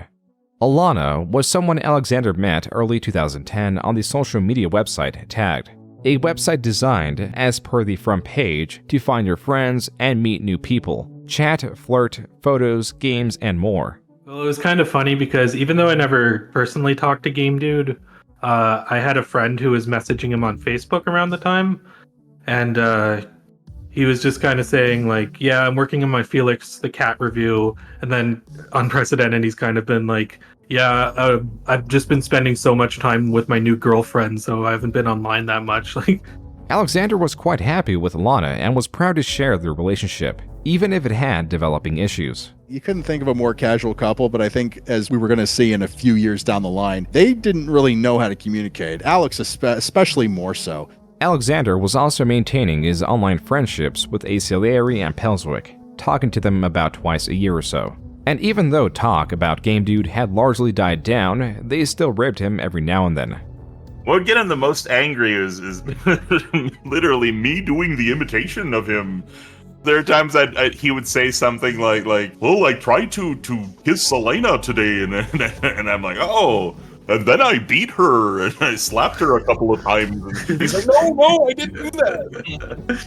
It was also around this time that Alexander had finished his digital design courses and moved on to the acting courses he was aspiring to take. I think in his acting program, he might have had a few more friends who were people that kind of appreciated him around him. The social environment of such courses likely created friendships for Alexander. He was having a good time, and as tradition dictates, now in 2011, he was uploading class projects. Instead of videos promoting his digital design skills, he was now acting. It's hard to say there is a project more memorable than his Burger King commercial Dream. Hey, I got BK! Oh, sweet. Oh man, there's onions in this. They must have made a mistake. That can't be right. I mean, Burger King always makes it my way. Well, maybe somebody messed up this time. Or maybe this is all a dream. Oh, please. If this was a dream, you could do more than just put onions in your burger. Turn yourself into a talking animal. A talking animal? What's the matter with you? Burger King. Have it your way. Hey, are you gonna wake up soon? You're leaving furballs in the drain. Sorry. There were other projects that Alexander took part in, and a few that he received genuine praise for, like this one where it opens with a typewriter, then transitions to a show where the host discussed seasonal affective disorder. The gist is, the reduction of UV light during the winter season in some areas causes seasonal affective disorder, or SAD for short. Alexander, the lead actor, takes a globe that transmits UV light and transports him mentally into a brighter, warmer, naturally lit world, where he gleefully plays with the device until it breaks. The moment it does, he panics and is back watching the program, with the device back in its original state. Revealing what broke was the illusion. Alexander is left longing for warmer seasons. While it starred Alexander, the screenplay, cinematography, and sound design were done by others that possibly recorded this video. Come on, get over here, man. Get over here. Damn it. Hey, me, man. It's so Both of fucking us. dark. I can't even Alright. see. How's It's it so going, dark. man? Oh, Get wait. over here, man. Come on. How's it going? You look retarded right now. Shut up. Wait, man. Hold on. Alright, take a picture of me. I'll I'm take gonna a be picture. Fucking video camera. Video. Oh. Get used to it. You're on fucking TV acting school. It's true. You're an acting school. Hey, how's it going? I'm the game dude. Yeah. This is only the first part. It ends right before Alexander, unprompted, encourages others to sing along to his YouTube theme song. The second part starts seconds after the first part ended. He is so rude. He is a gamer with a bad attitude. Come on, guys. Alexander nearly sings the entirety of the theme song, prevented only by memory. The person recording wanting to partake, but not knowing the lyrics, starts shouting out his YouTube channel. His name is Alexander4488. A different person then claps along. The music's so annoying. You'll quickly hit the mute. Even the clapping fades as the song loses its welcome. He's the one who plays him, so you don't have to. A different person comments on the length of the song. Holy shit, that's the longest sleep song ever. Yeah, man. Looks like a man. Alexander's channel was going a different direction. Besides introducing videos like that, he was doing several vlogs, revising his reviews less, and as a whole, scarcely creating new angry reviewer videos. Many things could have influenced this. The decline of interest in angry reviewers, distractions coming from his relationships or with school, or simply seeking to make different content. Still, Alexander could not distance himself from the online community he took part in, frustrated at the fact that others were keeping their distance from him.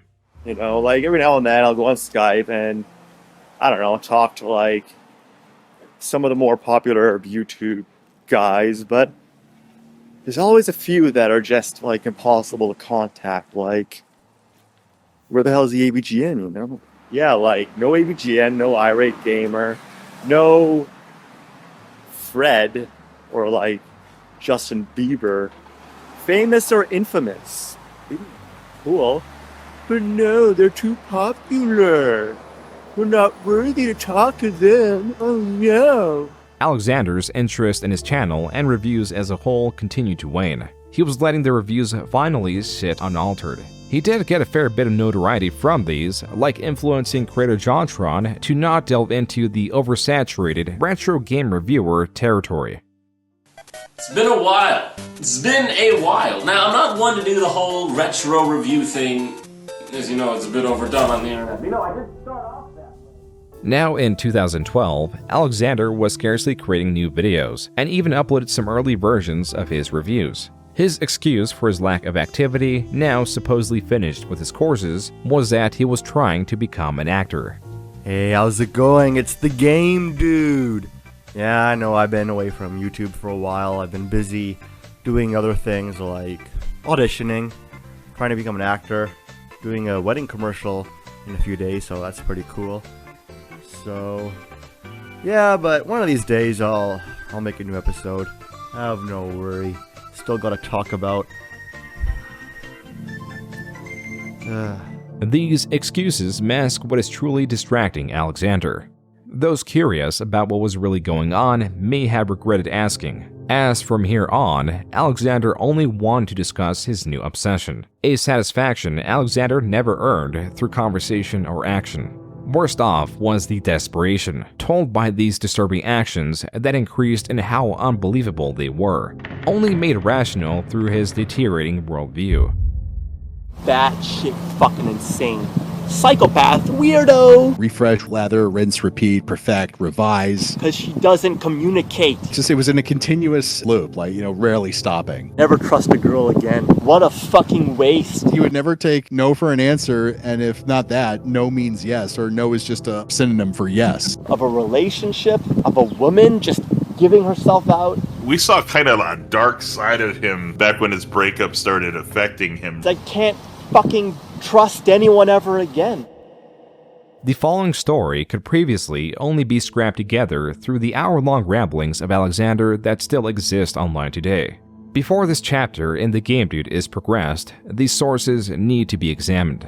The most memorable and still public are the series of videos of him recounting on a beach in 4 parts his falling out with Alanna.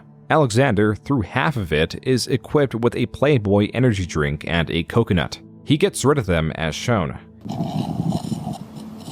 It's just...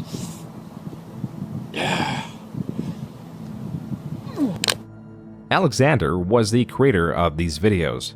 The combined runtime is about 2 hours, but there are a lot of jump cuts, meaning he was on this beach doing this for much longer. It's not so much the cuts that are dumbfounding, it is what Alexander decided to keep in. It was as present here as it was in other videos around this time that demonstrates Alexander's almost inexplicable affinity to crows and other birds, as he is often telling them to shut up and often they properly react. This is the first 23 seconds of the first part of the series.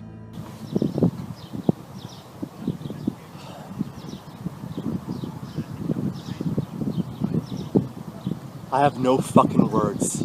No fucking words. Shut up.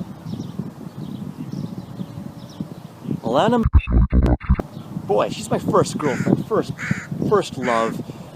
That crow. This is par for the course, as it stays a strong theme throughout. Look at that crow. Yeah, and that crow too. What am I doing? I don't know. Fuck. Shut up. I mean, I know we're in an open relationship, but that's insulting. You shut up. Fuck. Shut up. You shut up. She took advantage of my trust. Total betrayal. You guys shut up. The other thing that Alexander strangely included was the people passing behind him, almost all walking their dogs. When this happens, Alexander pauses his ranting and sometimes interjects how much he hates humans. Oh, no. I hate humans. Wait for the human and his dog to go. Oh no, more humans. Oh god.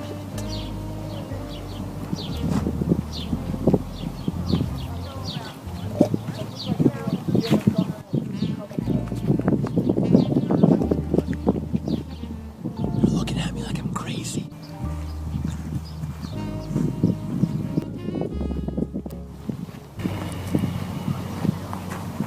No fucking privacy.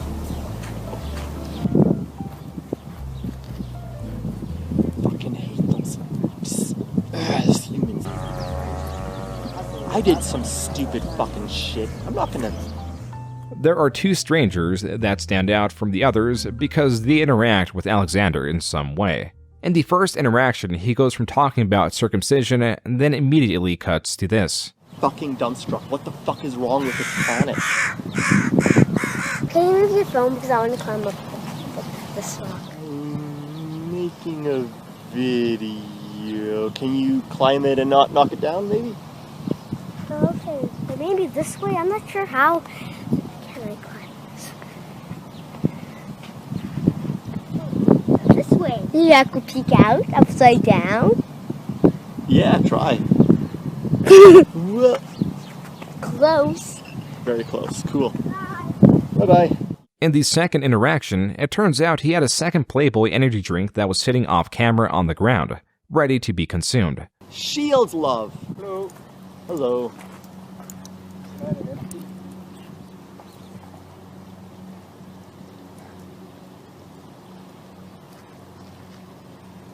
There goes my Playboy energy drink. These random events are highly distracting, and are, in a way, representative of Alexander's sporadic thought process. That's why trying to piece together what was happening through his videos was a difficult task, or at least it would have been if not for a major discovery.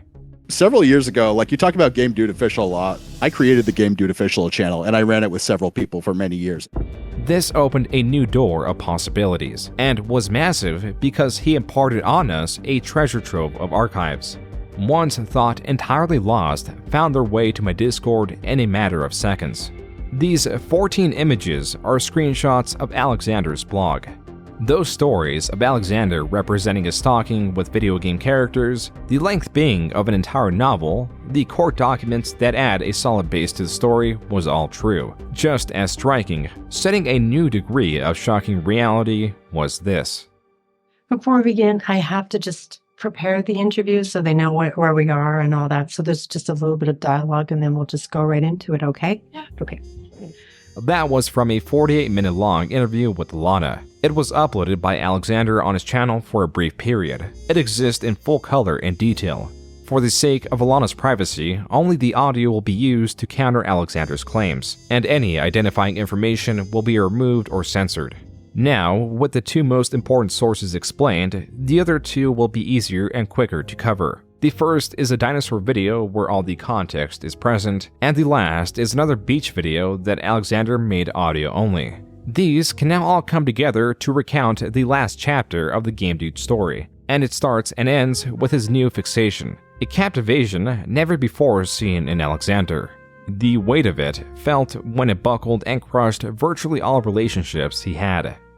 Entering into a relationship in February of 2010, now 2 years down the line in 2012, as Alanna recalls it, Alexander was getting more and more paranoid and possessive. This caused a rift, and eventually, mid-2012, influenced Alanna to convince Alexander to enter an open relationship. But even that is uncertain because both Alanna and Alexander recount this as an open relationship, a friendship, and being friends with benefits. Neither of them know entirely how to describe themselves. We were in a relationship for about 2.5 years, but it wasn't really steadily through that period. It was more on and off. By, I think, September of last year, I didn't really want to be in a relationship with him anymore, but we still saw each other as friends a little bit. And then there was actually an incident in September of last year, which was really disturbing and showed some disturbing behavior by Alex. The event Alanna is talking about took place September 2012, when she was out at a nightclub dancing with a date. Alexander, as chance has it, was also there, as he claims he was dancing with another woman. Next thing you know, I see her with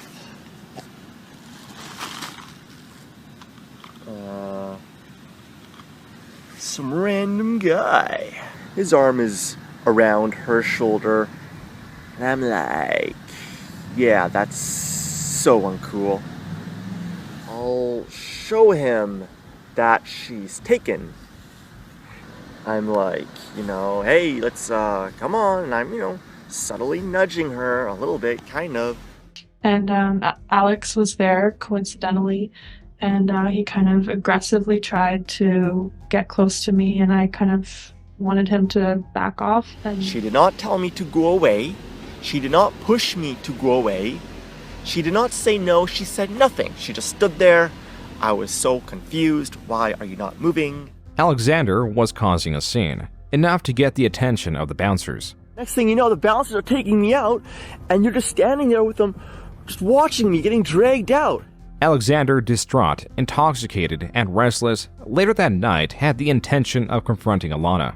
Later that night, he came to my house, and that was around 1 a.m. in the morning, and he aggressively pounded at my door, and he actually climbed over the gate to get into my apartment building. Came up to my apartment, aggressively pounded at the door, and just disturbed my neighbors a lot and was yelling and shouting and So yeah, I climbed over the gate. Okay, yeah, I was angry, you know. I would pound on the door.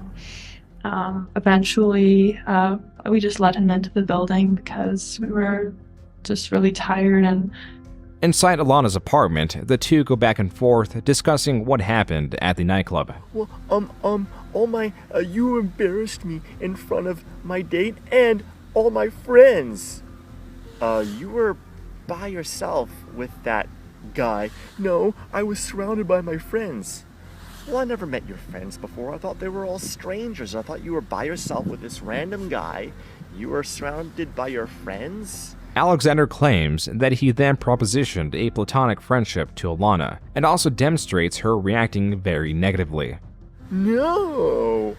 Why don't you want to fuck me? Am I ugly? We've been friends for so long. Who cares? Wah, wah. I want your forbidden penis. Wah, wah. Alexander then claims Alanna then propositioned a regular relationship. Not open, no complications, they would only see each other. I promise, just you and I, no one else. I don't even want to kiss other guys. Yeah, there we go. Haha, awesome. And I'm like, okay, fine, but just you and I, no one else. This was all a single day in September of 2012. After Alexander gets kicked out, the pair continue their relationship, all while Alexander was becoming more and more possessive.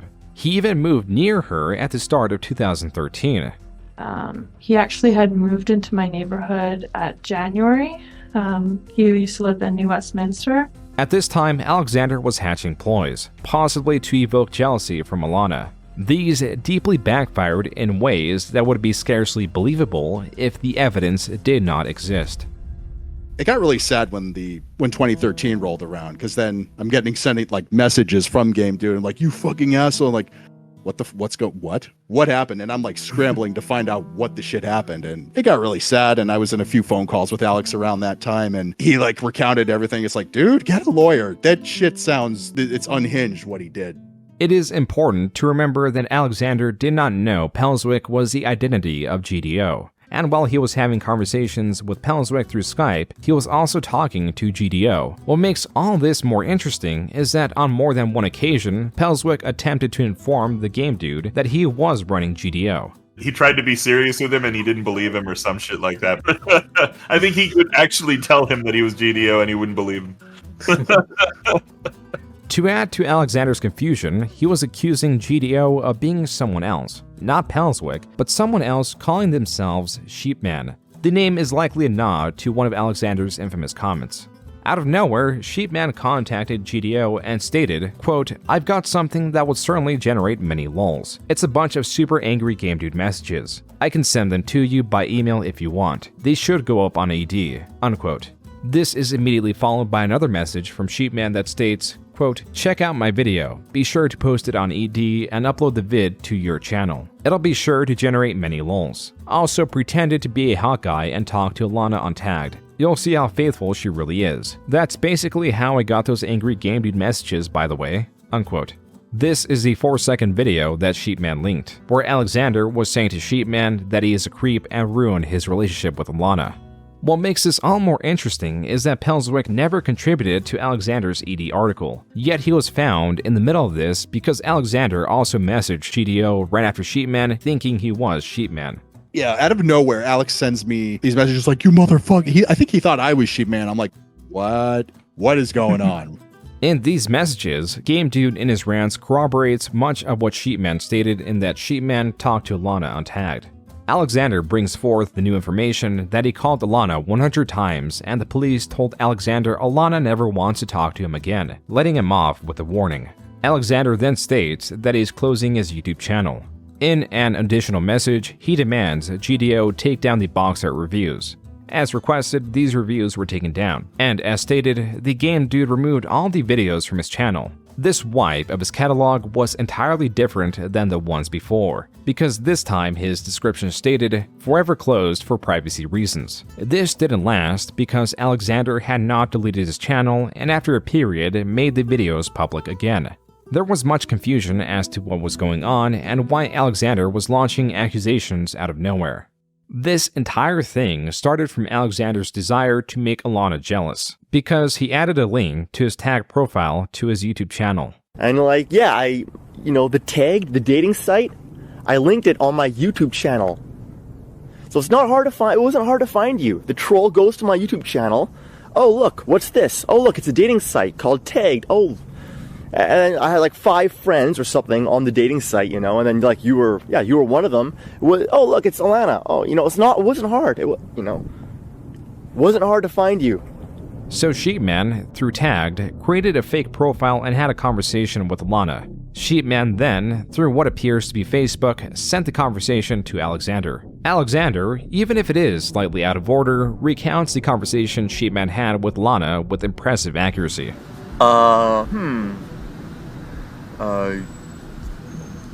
Wanna make out? She's not gonna reply. Okay. Wanna make love in my house after coffee this Friday? That is only 2 days away. Yeah, she's not gonna reply. No way. Okay. Haha, very funny. She's trolling the troll. What's your phone number? Here it is. Maybe it's fake. When and where? Starbucks, 4 o'clock. How many guys have you fucked in the last 4 months? 1. How many guys have you met on Tagged? 2. Interesting. Good at giving blowjobs. Nah. Fucking anyone at the moment? No. Interesting. Any feelings left for him? No. How many guys gave you an orgasm in the ever? Only 1. Only 1. Game dude. How many guys have you fucked that are hotter than I? Maybe 2. Babe, tonight I'm gonna be giving you multiple orgasms. What do you think about that? Sounds good. Wow. Wow. Wow, wow, wow. Let me screen cap this, send it to Game Dude. Hey, Game Dude! These messages made Alexander ever more restless. Ideas swirled in his mind. What could he do next? We know he contacted GDO and blamed it on him, but we also know Alanna takes priority in his mind. That's when he saw a silver lining. He was given digital evidence of Alanna's cheating. The conversation also has Alanna stating she was not even in a relationship, which was a lie. After the fact, Alanna believes Sheepman to be Alexander or one of his friends, and frames it as not cheating because it was only a conversation that did not lead to anything. Okay, and that is a conversation between you and him? It's a conversation between me and someone else, but I'm pretty sure that it was either one of his friends or him. Oh, okay. And I didn't know who it was at the time. I was just talking to someone. And he accused me of cheating on him because I don't know. It was only a conversation, so I wasn't cheating on him. Alexander, in his babble, was telling the truth about Alanna's cheating, as Alanna was telling others that they weren't dating with the intention of seeking out other partners. These documents, to Alexander, were even more powerful than just that. They gave the specific time, date, and location on where Alanna was going to be, expecting anyone but Alexander. Every now and then I would be like, so still just you and I? And you're like, yeah. You kept reassuring me. You know you're wrong. You know you're wrong. And you've hurt me so badly. So fucking badly. And you can't even apologize. And you showed up at that Starbucks at 4 o'clock. You showed up. You didn't. How did you not cheat? Oh, that was the only conversation you had with them? So? What, like, oh, because you didn't sleep with them yet? You were going to. And then I was so heartbroken. You know what? Yeah, I confronted you in Starbucks. I dropped the printed conversation on the table. I said, this ends our friendship, and I left. I'm the one that ended it. I'm the one that ended it. As much as Alexander likes to paint his simplified version of dropping the printed conversation and leaving, we've known him to be quite a bombastic and loud individual. This exchange very likely caused a scene, one that Alexander downplays Alanna's reaction. This ends our friendship. That's what happened. Oh my god, he humiliated me in front of all these strangers that I'm never gonna see again. Previously, there was at least some way to measure the excessiveness of Alexander's obsessive responses. A video that criticized him or crossed him in some way would warrant a response. His response could be 10 times the length of the offending video, as his mind wandered and reacted to combat invisible scenarios spurred by mere and sincere commentary. To that, Alanna's cheating, as it were, could not be paid back in full with an outburst at Starbucks. This turned out to be far worse because Alexander could not even grasp how he felt. And then I'm like, ooh, that Alanna. Ooh, that naughty Alanna. Maybe it's all a big misunderstanding. Oh, what have I done? What if she thinks I'm the troll? What if she never wants to see me again? What if it is a big misunderstanding? Okay, I'll call. Maybe I made a big mistake. What have I done? Oh no. And then I'm calling. She's like, I don't want to talk to him. He's controlling and jealous. At that point, I tried to completely break up with him because I just didn't think that it was working out. I just didn't like his attitude anymore. He was very jealous and possessive of me. And so I just thought that it would be better if we just don't talk to each other for a while. And so at that point, he got very upset. Alanna was more correct than she knew.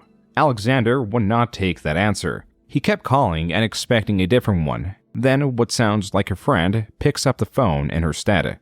Then you get some other guy. Like, you get some other guy, a different guy, because the other one isn't real. You get him to say that he's gonna fuck you, like, later that day. Oh, Alanna doesn't want to talk to you. Oh, I'm her boyfriend. I'm gonna fuck her later tonight. You don't fucking do that. You know how much that fucking hurts? And then you tell me. I said, you promised just you and I. And then you said, oh, I just said that because you were being annoying. And I was only being annoying because I kept refusing to sleep with you. That's the only way I could have been annoying. So you lied to sleep with me. This is still all the same day of the confrontation at Starbucks. Alexander would not relent and forced Alanna's hand. Oh, yeah, there were times when I also called the police because he was just phoning my phone persistently. Like, maybe like 40 times in a row, he'd phone me at once. The fuck? Yo, it's the police. What the hell is going on here? Never talk to Alanna again. Forever. Huh. And you know, I live a 10-minute walk away from Alanna, so I run into her. And I'm like, okay. Forever? Actually, 5 months. Alexander contends Alanna later agreed to see him in February, likely to appease him for a short period. And eventually down the road, she was like, fine. 1 month would be too long to see Alanna again. With all this time in between, Alexander would be at work, brainstorming ideas to get Alanna jealous and to see her again. This is where Sam, his alleged girlfriend that he never describes beyond her name, comes in. I have a new girlfriend. Yeah, new girlfriend. Oh, no you don't. No you don't. Fine, we'll hang out next week, but you have to bring her and dump her right in front of me. Alexander's story became ever so unbelievable. The only confirmable fact in all that was Alanna did agree to see Alexander, if and only if he brought Sam along. Now, February 8th, the day they planned to meet came. And the next week goes by, and And then on the day, you lie to me. You say, oh, I can't hang out. Oh, I'm sick. And then you start ignoring me again. And it was just back to the fucking pain. Alexander, as he was increasingly doing, leaves out important information that would counter his victimization in his story. His actual conversation with her, the day of, gives the full depiction of what happened. First, Alexander messages Alanna less than 2 hours before they were meant to meet, informing her that Sam and another friend would not be joining them. Alanna then, receiving this new information, reiterates that if they are not going, she is not. Likely to deter Alexander's pestering, she tells him she is sick and to stop phoning her. Still, unrelenting, Alexander unleashes his true motivation and states, I miss you. If you want, we can just go to my house and watch the Borgias. Alanna, in response, states, no, I can't tonight, sorry, I'm feeling sick. Alexander then seeks confirmation. Please tell me the truth. Are you actually sick, or is this because you just don't want to? Alanna confirms, I'm actually sick.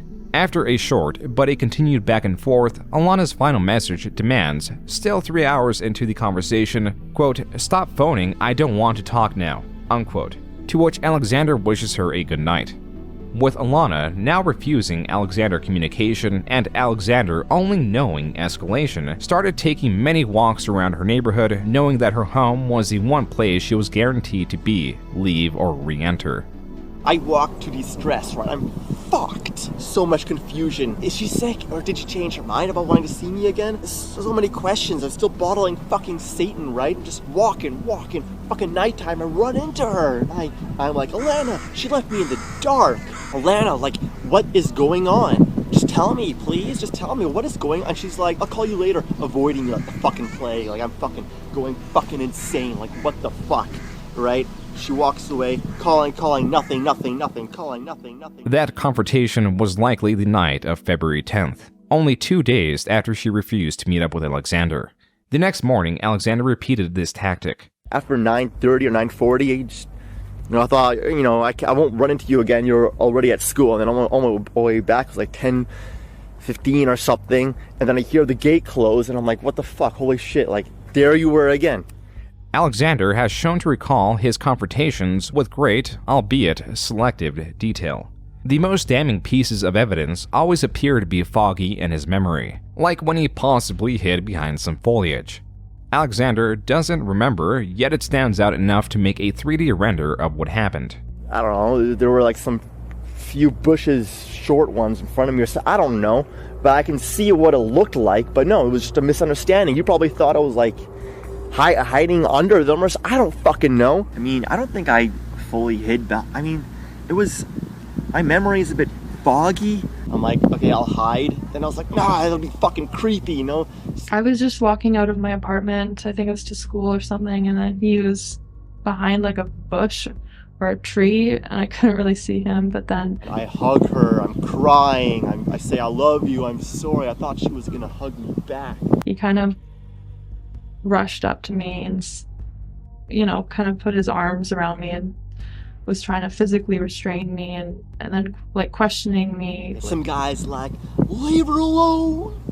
If she loves you, she'll come back. A stranger on the street kind of said like, leave her alone. And that's when he, let go of me. Alanna took her chance to escape, but that afternoon, Alexander was waiting in front of her apartment with a saxophone.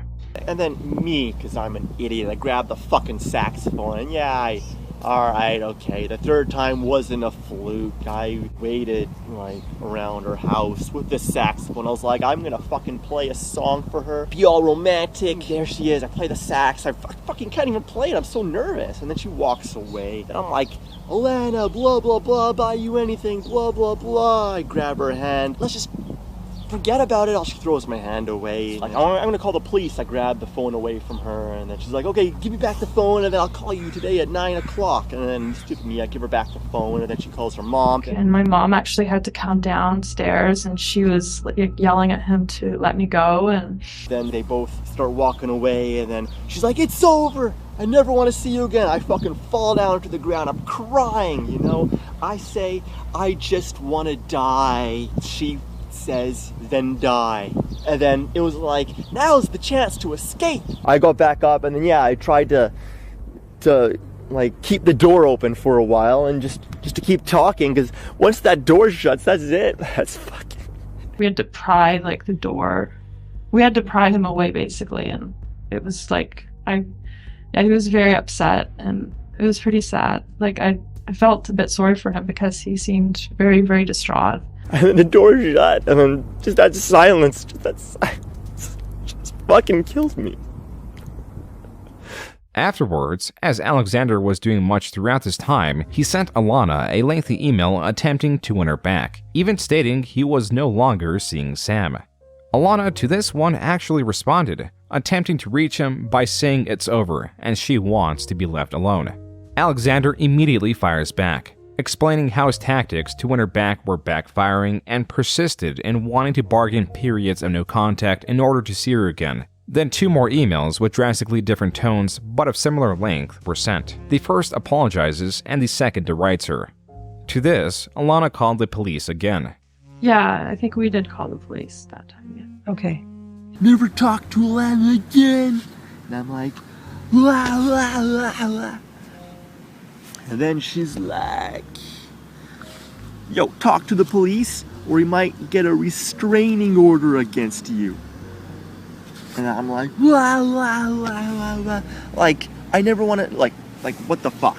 The calling of the police had the same effect as last time. After Alexander was given his second warning, he stopped communication momentarily, sending 2 emails mid-February with an apologetic tone. Unlike the previous time they were meant to meet but Alanna feigned illness, Alexander was setting a new day himself to meet her for coffee, February 27th, with no confirmation from Alanna. There is an additional piece in this email. This stands out from others because he talks about it exaggeratively as if it was in a mystical setting, and other times recalls it as an event tethered in reality. Previously, Alexander only mentioned Justin Bieber a single time, when ranting about being unable to reach large craters. No Fred or like Justin Bieber. Justin Bieber is Canadian, as is Alexander, and runs a YouTube channel, so reaching out to him is likely. Then again, in these messages entirely out of context, he adds, quote, perhaps the saxophone thing would have worked by your window like in the movies. Or maybe I should have sung last night with Justin Bieber, Matt Kearney, and a bunch of Saxons playing saxophones on a flying dragon by your window. Unquote. About 2 weeks later, on February 27th, Alexander, clearly going to the coffee date, seeing Alanna was not present, sent his 15th email, saying he didn't even go and doesn't care if Alanna did. In the second paragraph, again talking with exaggeration, states, quote, all you had to do was tell me your plan to convince me to be in an open relationship with you again. Then we could have had an orgy with Justin Bieber, a unicorn, and a man in a gorilla suit until the sun imploded and everything would have been fine. Unquote.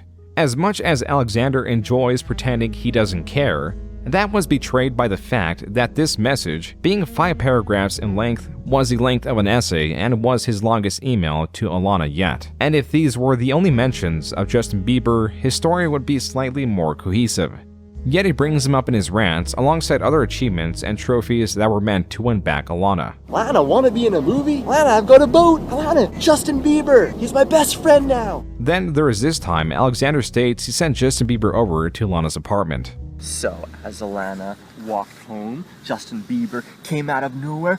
Baby, baby, baby, oh, baby, baby, baby, oh my god, Alex is harassing me through Justin Bieber.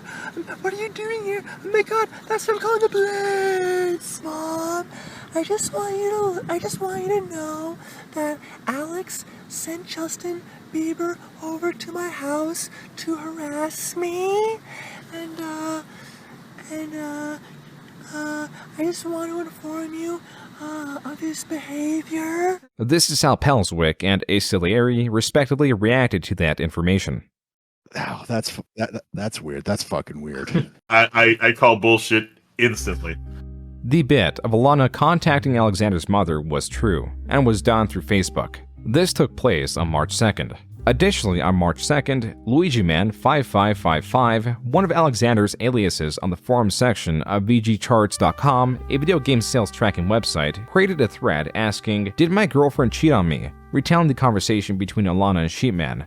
Alexander also created 2 separate posts, "Did I assault my girlfriend?" and "Can I get my ex back?" Alexander thought it wise to send the responses of support Alexander was getting to Alanna, also saying, quote, "Now if you excuse me, I'm going to learn how to play Imagine by John Lennon on my guitar," unquote. In the same email, he gives another reason for his reactions. Quote, "I admit that I overdid it, but I never told you I had recently found out that a former friend of mine got brain damage in a car accident. His name is Jeffrey. He had a ridiculously large Batman action figure collection, and he was in college when it happened. We were friends for about 10 years. Ask my mom if you don't believe me," unquote. This triggered a back and forth between Alexander and Alanna, arguing whether Alexander forcibly stopping Alanna was considered assault. After Alanna withdraws, Alexander states, quote, "Finally you get it. Thank you. See, that wasn't so hard. Now I need to focus on recording seagulls and sunsets for a music video I'm making, so please go away and don't reply like ever again," unquote. One of them was that Rick Astley, "Never Gonna Give You Up" song. So I Rick ruled Alanna. Yeah, I Rick ruled Alanna. But at the same time, I mean, she doesn't know that I Rick ruled her. But anyways, at the same time, dedicated that video on this John Lennon song. Dedicated them both to her. Didn't make them for her. I dedicated them to her. I don't know. And then she was talking to my title card artist, who sent the Rick Astley one to her. "Yo, what do you think of this video?" "Rick is so screwed up." And just like, I don't know. So, Game Dude, just prior to this, also claimed to have a different girlfriend named Heidi, which he broke up with, doubling down that there is evidence of the relationship he had with this woman on his Facebook. Anything Alexander mentioned in his emails to Alanna had the immediate implication that he was doing it to impress Alanna, from the tennis practice to the horseback riding that could now be seen on his channel. Also on Facebook was the lip sync video. Then I trying every trick in the book to win her back, all of these psychological tricks, but I mean, yeah. This was a breaking point. Alanna, disturbed by Alexander's new attempts via his lip-sync videos that were titled For Alanna, demanded that he remove all videos that were dedicated to her and stop emailing her or she will call the police for a third time. In fear of the police, Alexander took a leap to Alanna's requested step and deleted his entire YouTube channel. The Game Dude and all of its private and unlisted videos were erased. Damaged also was Alexander's friendships influenced by his spiraling. He had like a reality distortion field, oblivious to the reactions of everyone around him. And all of his friends decided that, I think collectively decided that he needed to go because, like, what the hell is this? Why is this a regular thing? Why are there police reports? Alexander's distortion of reality was bending, then cracking at the pressure he continued to add. The more he was told to let go, the harder he gripped, making ever more nonsensical arguments as to why Alanna truly loved him, why he was wronged, and why he deserved an explanation. All these are linked to a search of absolution from the newly discovered and upcoming feeling of heartache, bouncing from argument to argument, finding any intent that could win anyone's favor and give that reason to his irrationality. Alexander, tragically, was incapable of understanding that his turmoil was fueled by his inherent need to understand. There is love, hate, hate is a defensive emotion, you know? Here, let me illustrate. Sometimes in his emails he would say like, you hate me and the reason why you hate me is because you're still in love with me. And, if you were truly not in love with me, then you would be indifferent. He would say that. And he's like, well, the fact that you hate me means that you actually care about me. So maybe he still does that. Okay. Alexander, around this time, ran into Alanna. And then tennis lessons, UBC, coincided with her classes. Then I ran into her, and then I was pissed. I was like, you are spreading false accusations about me, spreading lies. Don't follow me onto the bus. She's like, what the hell? Calls her mom. Mom, Alex is here. And at the last second tries to hop on the same bus, but she failed. After 3 more emails from Alexander, Alanna fulfilled her threat and called the police for a third time, where he was given his third warning. Alexander was not dissuaded this time. In retaliation, he made a 4-paragraph blog titled A Story to Learn From, detailing what he felt were Alanna's transgressions towards him and was trying to give reason to his actions. And he gave me a link to this blog that he wrote that was quite disturbing. In continued retaliation, he not only sent the blog to Alanna, but also sent the Sheepman conversation to Alanna's mother. And yeah, I sent that conversation to her mom. I mean, she was talking to my mom, and then I wanted her mom to know, because that shit's fucked up. Next time, she's gonna go inside some stranger's house, he's gonna, like, rape her or kill her, or I said all this to her mom, and nothing. She's, like, suffocating her, so overprotective, and I feel helpless. It's like a glass window, and then it's like a fox on fire, but you just can't do anything. You got this fucking bucket, and you just gotta watch. Alexander tried to rewrite his intentions, chiefly the reason he deleted his channel, stating it was because it was infested with trolls and he plans to make a new channel in the future. Then 4 more emails were sent by Alexander, bringing the total to 40. There were still more to come, and unfortunately only the first 40 were archived. Like, fucking, I sent her 60 giant-ass emails. I pushed her farther away. Then relief. Days, then weeks went by. There were no new messages to Alanna. There was no discernible Game Dude channel. It's as if he went into hibernation. He was spurting an email or two to Alanna that could only confirm his existence. Tell me about his relationship with his family. Well, he's very, separated from his family, and he doesn't really see them ever, I don't think. Like, he used to, because he was living in New West until January. Mm-hmm. But after he moved out, his mom actually told me that she's worried about him because she never hears from him. And I don't think he talks to his dad or his sisters, so he doesn't talk to his family very much. Quote, then I stopped talking to my family because I hated the way they treated me. I especially hated my parents for circumcising me.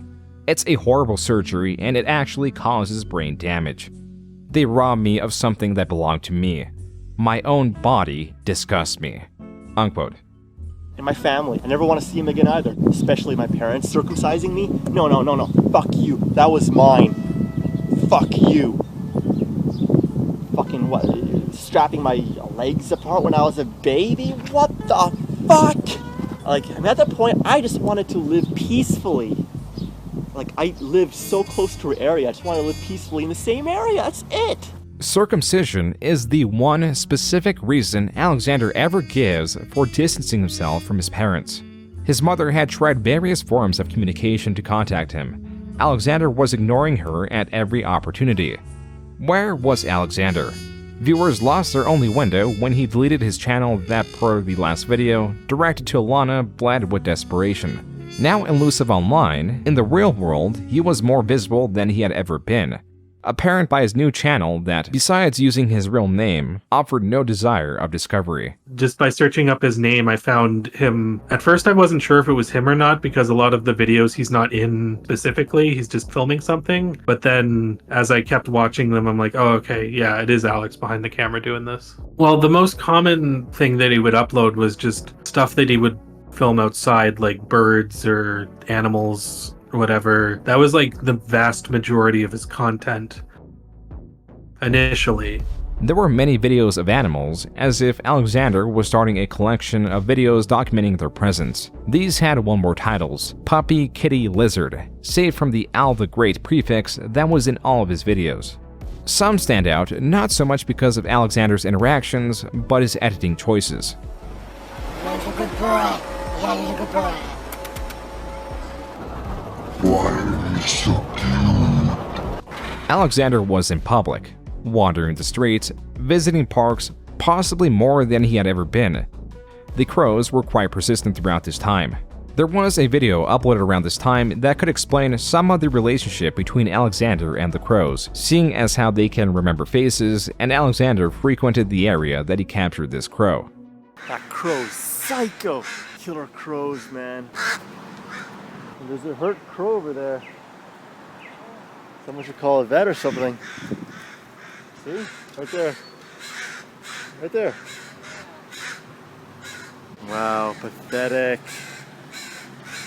Save that crow! Alright, crow. Fuck off. Fucking family, I guess. Oh, its friends and family are so worried. Don't worry. It's for his or her best. Why am I looking at the camera when I say that? I should be looking at the crows. It's for his or her best. Injured bird, no one gives a fuck. Fuck mankind. Fuck them. Fuck them to fucking hell. All these pathetic humans don't give a fuck. Alexander eventually arrived at an open emergency animal clinic, where as per the text he added on screen, the crow had to be euthanized. The videos do not offer a lot of room for analysis. They are recorded sometimes in the morning, sometimes at night, and are all placed in Vancouver. There are a few that demonstrate the freeness and lack of urgency in Alexander's allowance for distractions, like this video of an injured pigeon he found. It opens with the creature cornered. Alexander manages to capture it before the box falls over and the pigeon flutters out. Hey. So, are you okay or not? After a 40-second pursuit, the pigeon pauses in front of a store. Its hesitation is felt as it turns around to be greeted by cardboard wielded by Alexander. It momentarily weighs its options and rushes into the store.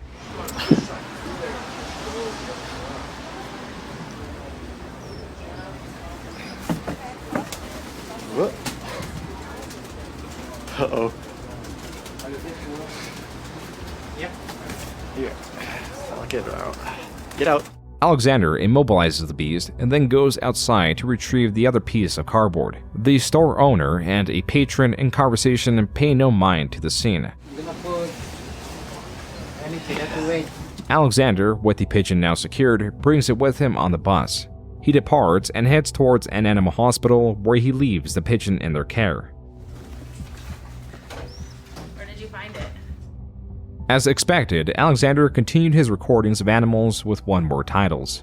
Pigs was the most blindsiding, considering they typically lack a presence in urban environments until you factor in what a pig in Vancouver could be and who does Alexander hold animosity towards. Got my badge as well. Pay by the hour. Shia, what is your badge number? 2355. And yours? You have a video. Hmm?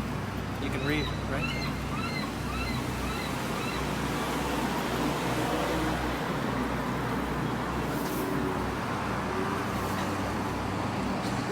Free to type all you want. How long is it going to go? Just curious. Are we doing that again? Still detained? You did. Am I still detained? No, not anymore. What's up? Not anymore? Ooh, can you take a picture of us? Love these guys. I love Through the Blue Lens. I love the beat. I really respect what you guys do. Thank you very much. Cool. Why are you still here? I think that's the question.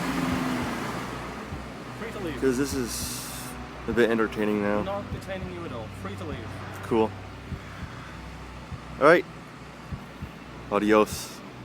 Alexander, wandering the streets and often seen loitering around coffee or donut shops, was lying in wait. With Alanna's schedule memorized and deterred from directly confronting her at her apartment, where her mom had strong motivation to call the police, this is what he was reduced to. Besides playing Mario Kart and the other excuses he made, recording those videos of animals could have been a distraction while he waited. Yeah, he would just try to talk to me whenever he saw me on the street like that. Alexander had finally completed the transferring of obsessions, a bridge crossed and burned when he sold his entire game collection. He had of his collection. He sold a lot to try and win Alanna back. Like he bought her a diamond ring and claimed to have given it to her. It's like, here, take the ring. He sold more or less, I think, everything he owned. Alexander had given Alanna gifts in the past, like a necklace. Never something as pricey or apprehensive as this. How were your exams? Good. You know, and just so I don't know. And then like I gave her I sold all my games, bought her a diamond ring, gave it to her, wrote her an apology letter, handwritten apology letter, gave it to her in person, you know. And then, so, like, I was apologizing out the ass. I wanted peace. Alexander purchased that ring for $1,200. And sometimes when he saw me on the street, he would try to give me letters and presents that I didn't want. And yeah, sometimes I accepted them because I just wanted him to leave. So I didn't know really what else to do. And the letters were pretty disturbing as well. They were just, well, I mean, some weren't, but they were just basically kind of pleading with me to get back together with him, and they seemed very, like, obsessive. Unwelcomed either way, when Alexander approached Alanna, his behavior was always unpredictable. Sometimes he was apologetic and provided her letters, and other times he was yelling at her, citing when she slapped him on the chest, and at a time he alleges she followed him on the SkyTrain several years back. I don't know, he just would kind of turn the tables and start accusing me of certain things. And she hit me, I can't hug her. She stalked me 2 cities away, I can't stalk her locally. Yeah, I did some fucking stupid shit. I apologized for everything. I could lie. I did nothing wrong. No, because I'm not a fucking pussy. I'm gonna say it right now. Yeah, I assaulted her and I stalked her. There you go. This acute behavior for a period in Alanna's life became the standard. And then around in May and June, really, he started acting up again, and he basically he would hang around very close to my apartment building, like a few blocks away. He would be sitting on the corner of a street, and I always felt like he was kind of waiting for me, so that whenever he saw me on the street, he would come up to me and just bother me. And actually, at many times when I did encounter him on the street, he actually would come up to me and start talking to me. June was particularly difficult.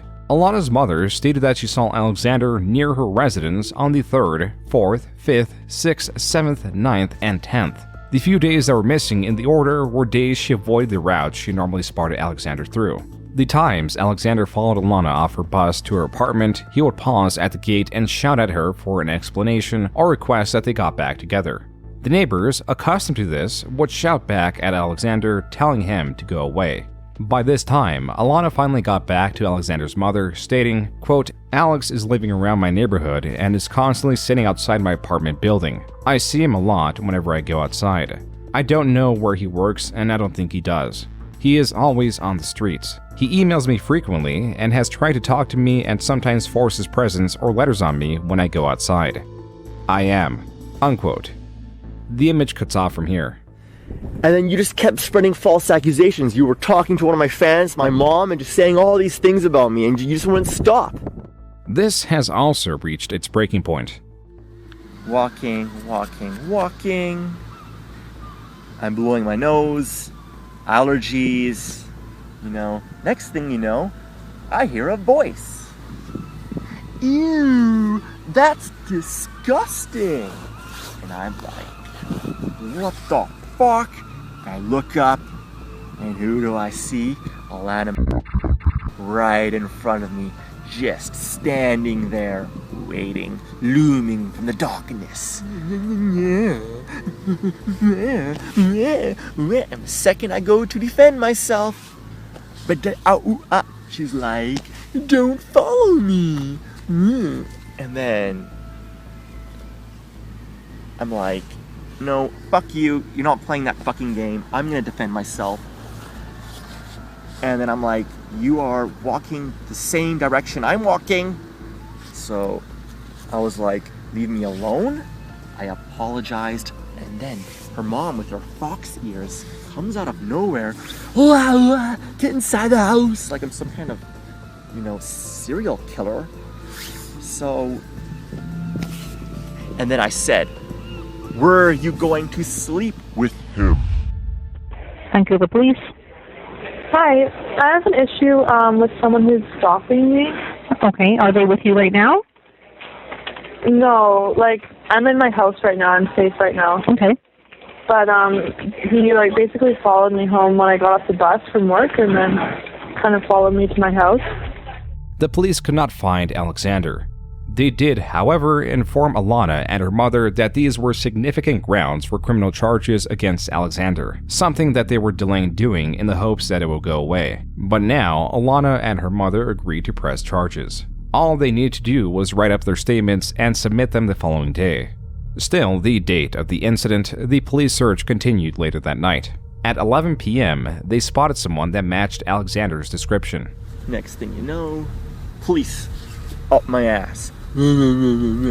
Alexander was being difficult and did not provide them with his address. They also couldn't charge him because his statements hadn't been received, but did warn him that there may be a warrant out for his arrest in the future. The following morning, these statements were provided and they approached him again. This time, he provided his address. Different cops come.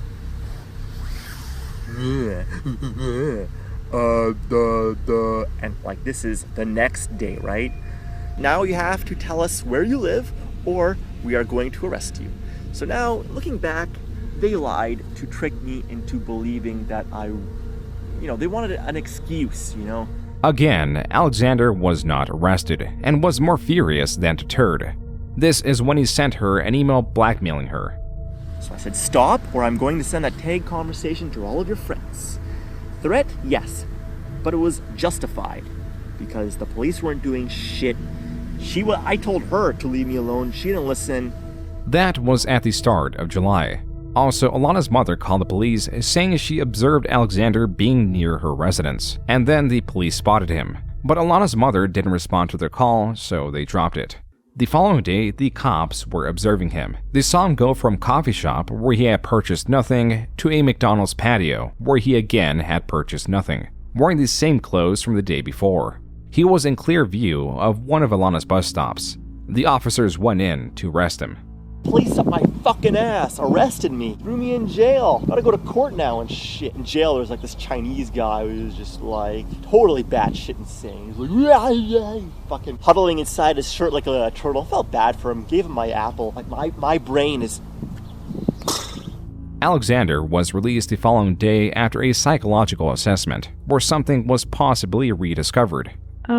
Well, he told me, I think in the past that he was diagnosed with autism as a child, but I'm not sure if he still has it or... Because of police patrolling, Alexander could no longer stalk Alanna. This covered his direct persistence, but did not remove the prying thoughts that gripped a new audience. And if you want to interview me, if you want to call me on Skype, fucking record it too. I'll say everything. I don't give a fuck because I don't want to bottle shit. Call me on Skype if you have any questions about this whole interesting story. Freedom of speech, suck my balls, yeah. And then next thing you know, then I'm on Skype, and then these guys were like, yo, your ex talked to you about some phone calls, and I'm like, you bastards. So it's not hard to get her phone number. So the trolls called her a million times, filled up her inbox. As funny as it is, and I'm glad they did it. At the same time, it got me in a lot of trouble, and I had nothing to do with it.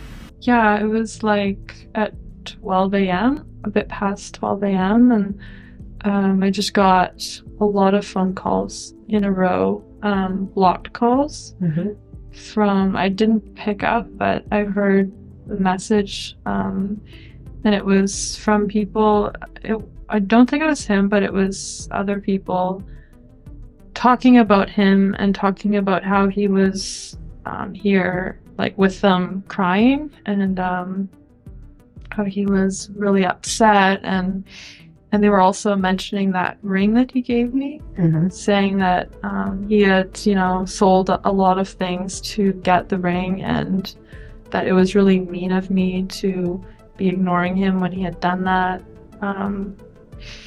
And yeah, they were talking in a weird accent. And they left about like 10 messages on my phone, or even more, I think. But it was a lot of messages on my phone. And what were the messages? Just basically talking about the same thing, about how he was crying, and then they kept changing accents and changing. They were pretending to be different people, and they were talking about this ring and saying that he was crying there and that he had told them to call me. Shortly after this event is when Alanna went into the police station to be interviewed for the case. Larger police involvement meant more influence and collaboration in a primary goal to get Alexander to stop harassing Alanna. A good step forward would be to return or remove all personal belongings attached to Alexander, like the ring. That was promptly returned to Alexander, yet there was still the issue of his intelligence in that he correctly assumed their involvement influenced the return. He was like, well, Alanna doesn't want this diamond ring anymore. And I'm like, good, I'm glad. Because, well, the trolls were talking about the diamond ring, and maybe that made her not want it anymore. I don't know. So how the police never even said anything, you know? So I'm just proving that I think originally she maybe wanted it. I'm glad I got it back, because that lying, cheating whore doesn't deserve it. I would never ask for it back, because I don't do that. These developing excuses, police visits, Alexander's attempts to escape a reality he does not welcome has soured virtually all of his relationships. Newly bothered was his roommate that was not fond of the police visits. Yo, man, police came over, wanted to talk to you about some phone calls. And I'm like, what the fuck? Is Alanna lying to them again? It was also paramount that Alexander was locatable. He could, as any potential criminal, flee to avoid his upcoming court date for criminal harassment. This also became a problem as Alexander wasn't welcome at his residence and he couldn't forgive his parents and thus became homeless. You know, I had to go to court, which just kept stretching and stretching and stretching, and then like my roommate assaulted me with a frying pan, so I had to get the fuck out. Alexander, now at battle with the elements, formed a new anger. He was angry at everything. His parents, his friends, Alanna, the police, everything but animals. It is safe to assume that while homeless, Alexander filmed some of those videos of animals. It is also safe to assume that Alexander became homeless sometime in August, a month after Alanna's police interview, which escalated police visits at his former place of residence. Besides wandering the streets, Alexander visited coffee shops and other areas where he could take advantage of their Wi-Fi. He also recorded videos that sometimes were audio only. This one was titled, Fuck GameSpot. So fucking pissed off. So pissed off. Fucking GameSpot. What the fuck is wrong with you, huh? GameSpot is a website that is centered around gaming and its reviews. Alexander had been recently angry with it because of its reformatting of its review system that sometimes clumps in games that can vary on quality depending on the platform it was released on. The important parts were the tangents where his anger was ever present. Like fucking humans. Every time a human comes, I gotta be silent. Okay, because I don't know, I just don't feel like talking when they're around. Anyways, so yeah, like one's looking at me, fucking bitch. See, I'm on the bridge, right? I'm trying to get away from humans, but they still linger about, staring at me. Shut the fuck up! Like I live with, or like I couldn't do this at home before because I lived with roommates. So it's like no matter what I do, I'm always surrounded. So whatever. Oh, they're still looking at me. Fucking assholes. When they stare at me, I fucking stare back until they're gone. Only bits of Alexander's anger are directed at pedestrians that catch his glance. The majority of this video and videos like this are best summed up in this one line. And the site lags, it crashes, it's a big pile of fucking shit. It's the biggest piece of fucking shit I've ever seen. It's fucking assholes. I wish they would all fucking die. Pieces of fucking, like what? No, you fucking change it right now. I swear to God, you fucking change it right now. Alexander could be quite confrontational, as his obsessiveness and anger created unwilling targets like fast food employees, like Subway workers for their inability to replicate a model sub. You know what I fucking hate? Like every time I go to Subway or Quiznos, and I just want a fucking sandwich that looks like the fucking picture. Okay, I say, yeah, I want number 5, And then they're like, okay, what do you want on it? You want lettuce, tomatoes? It's so fucking annoying. Make it like the fucking picture. And apparently, guess what? The 12-inch subs are actually 11 inches, apparently. So next time, if I go, I'm gonna bring a fucking ruler. I'm gonna bring a fucking ruler, and I swear, if that shit's not fucking 12 inches, I'm gonna be like, okay, so here's what you're gonna do. You're gonna refund 1/12 of the payment, or my money back. I say 5. Make it like the picture. If you don't know, guess. No questions. I hate to be rude, but that's the only way. And then 5 seconds later, what kind of bread do you want? Oh God, that happened to me like twice. And then I got so pissed off, I just left. So I don't want to fucking talk. I don't want to fucking talk. So now I just don't bother, you know. I just don't feel like it. I can go to McDonald's, I can say 4, go. That's it. Alexander then goes on to criticize the amount of paper any which fast food chain uses, recalling the time he requested a burger to be directly handed to him. Put it in my fucking hand. I did that. Like I said, no bag, no receipt, no napkins. Just put the fucking burger on my hand. I think they still fucked it up.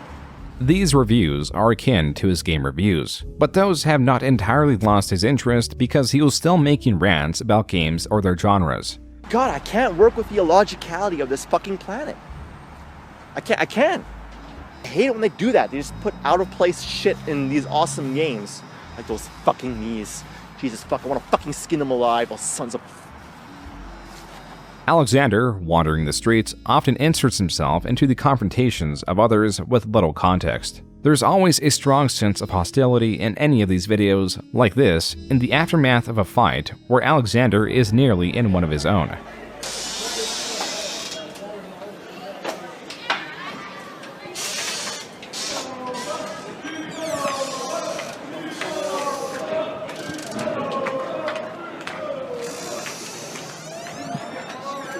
Don't you dare film me, buddy. I'll fucking break your shit. Again, do not follow me. Bullshit. Don't follow me. The police arrive, question the assailant, and inform Alexander that the victim was just removed forcibly. He's asked him to leave for about half an hour before you arrive, at which point he just needs him out of the building. So assaulting him like that is okay then? I'm not saying that. Alexander then walks and talks with the victim, making more of an effort to talk to the police than the stranger himself. A second set of police officers that Alexander approached tell the victim that he can pursue possible charges whenever he likes. The victim then shakes one of the officer's hands as a sign of thanks, but the other officer refuses and Alexander escalates. Thank you very much. Sweet, no problem. I shake him with my hands are bigger now, so. Man, come on. Shake his hand. That's just, you gotta do this on camera, okay? Have a good night. Nice attitude. That's excellent. Yeah. But that's not cool, man. You're like, oh, my hand's dirty? You think that's nice? Gave a reason. Oh yeah, no, that's bullshit, man. That's insulting. You got okay? your attitudes. You don't even do a very good job of hiding them. Well, yeah, because I'm honest. I'm open. I don't bottle it like everyone else. Bias there. Fine. And then you're just letting it come out for no apparent reason. If I see someone that's like, oh no, man, my hand's dirty, that's insulting. Switch it around and see how you're projecting and coming off. This is going on YouTube. It's actually pretty disappointing. Alexander also recorded a fight at a pizza shop. An argument between a homeless man and a redhead, and finally, Al the Great cop Stalker. That's it, you little fucking son of a bitch. Right now. Come here. You little fuck nugget. Come on. Stop it. Stop the fucking car, you little fuck. Come on, stop the car. You fuck. Come on, you little fuck nugget. Come on. Piece of fuck. Yeah, now what, huh? Well, get back here, you fuck. Alexander, opening with calling the police car a fuck nugget, is likely angry at their patrolling or observing, making sure he doesn't get too close to the forbidden zone around Alanna's apartment. After a brief pursuit, Alexander, catching up to the police vehicle, muffles his comments until the patrol car is at a safe distance for ridicule. This causes the car to stop. Where is it? Where is it? Come on. Come on, what is the fucking... What is... bitch. Get the fuck out of here. Fucking piece of shit. Alexander, not wanting a confrontation, pauses as a car does and threatens to call the police. Fucking piece of shit. You keep following me, I'll call the police and get you on stalking. Alexander, with his confidence rediscovered, continues to pursue the vehicle at a distance until it does a U-turn. You keep playing this game? Be gone. As the vehicle heads in his direction, Alexander walks away to keep his distance. Shoot. In the second half of the video, Alexander is looking for the patrol car that has long disappeared from view. And as Alexander's mother had discovered, so did Alexander. Like, my mom filed some missing persons thing, and then the police thought I was running away from the court and just fucked shit up more. This missing persons report did affect his case poorly, as it added a new count, a breach of recognizance. However, Alexander was found. He was sheltered, possibly at his parents' house, as seen in this video where he is doing a second GameSpot rant. Done in 2 parts, Alexander is continuing his ranting on the website, rehashing his grievances, only this time in video form. Like the Game Gear version and Master System version, they're different from the Genesis version. Like, why is it? And look. And no matter what I do, it's like that score. See, this score, it's all those games, all of them. It's not separate. This is all 5 of those games clumped together. That's what it doesn't. Oh my god. What were they thinking? The 2 parts of this rant combined are about an hour and 10 minutes in length. The unexplained squeaking, Alexander's muffled rage hinting at other people being home, and the passing of time as it gets visibly darker are all disconcerting. It only gets worse when Alexander forgets his GameSpot password and has to sign in into his Luigi Man email account. Okay, hold on. What was the password that was emailed to me? Let's get in there. Let's get in there, you son of a bitch. Freezing on this frame captures 3 important emails, all relating to his case. The first is update, initial sentencing position. Alexander could possibly go to jail. The second is urgent, breach of recognizance. The last one is informing the issuing of a warrant. During the process of changing his password, some of his search history is shown. For a brief moment, not even a second, it shows when typing the letter H, he looked at an article titled, How to Survive in Prison. After Alexander was back home, the video slowed and there was a mystery to what happened. The trial likely took place in early 2014, the results of which Alexander was heavily displeased with. It, like much of what he desired, was not at all what he wanted. I wanted to take you to trial. For justice, to stand up for myself, to speak. And you fucking... Then, like, on the day of the trial, you go and then you just drop it. Like, the breach thing, there was a breach of recognizance, whatever, when I ran away from the home and then the police thought I was running away from the court, so there was that bullshit that got dropped toward the very end. And then the whole harassment thing got dropped on the day of the trial. What the fuck? Like, and I knew there was a chance that I could go to jail. I didn't give a fuck. I said, I don't give a shit if there's a risk of execution. I'm going to go up there and I'm going to speak the truth. They can do whatever the fuck they want to do with the truth. I don't give a fuck. I'm going to go there and now I'm going to stand up for myself. No stupid peace bond bullshit, whatever. And it fucking hurt. But I had to. And on the day that I was going to go up there and say something, they fucking dropped it. Alexander, whether through the defense convincing Alanna how unwell Alexander was, Alexander's parents taking custody to avoid further confrontation, or any other reason, the case was thrown out by Alanna.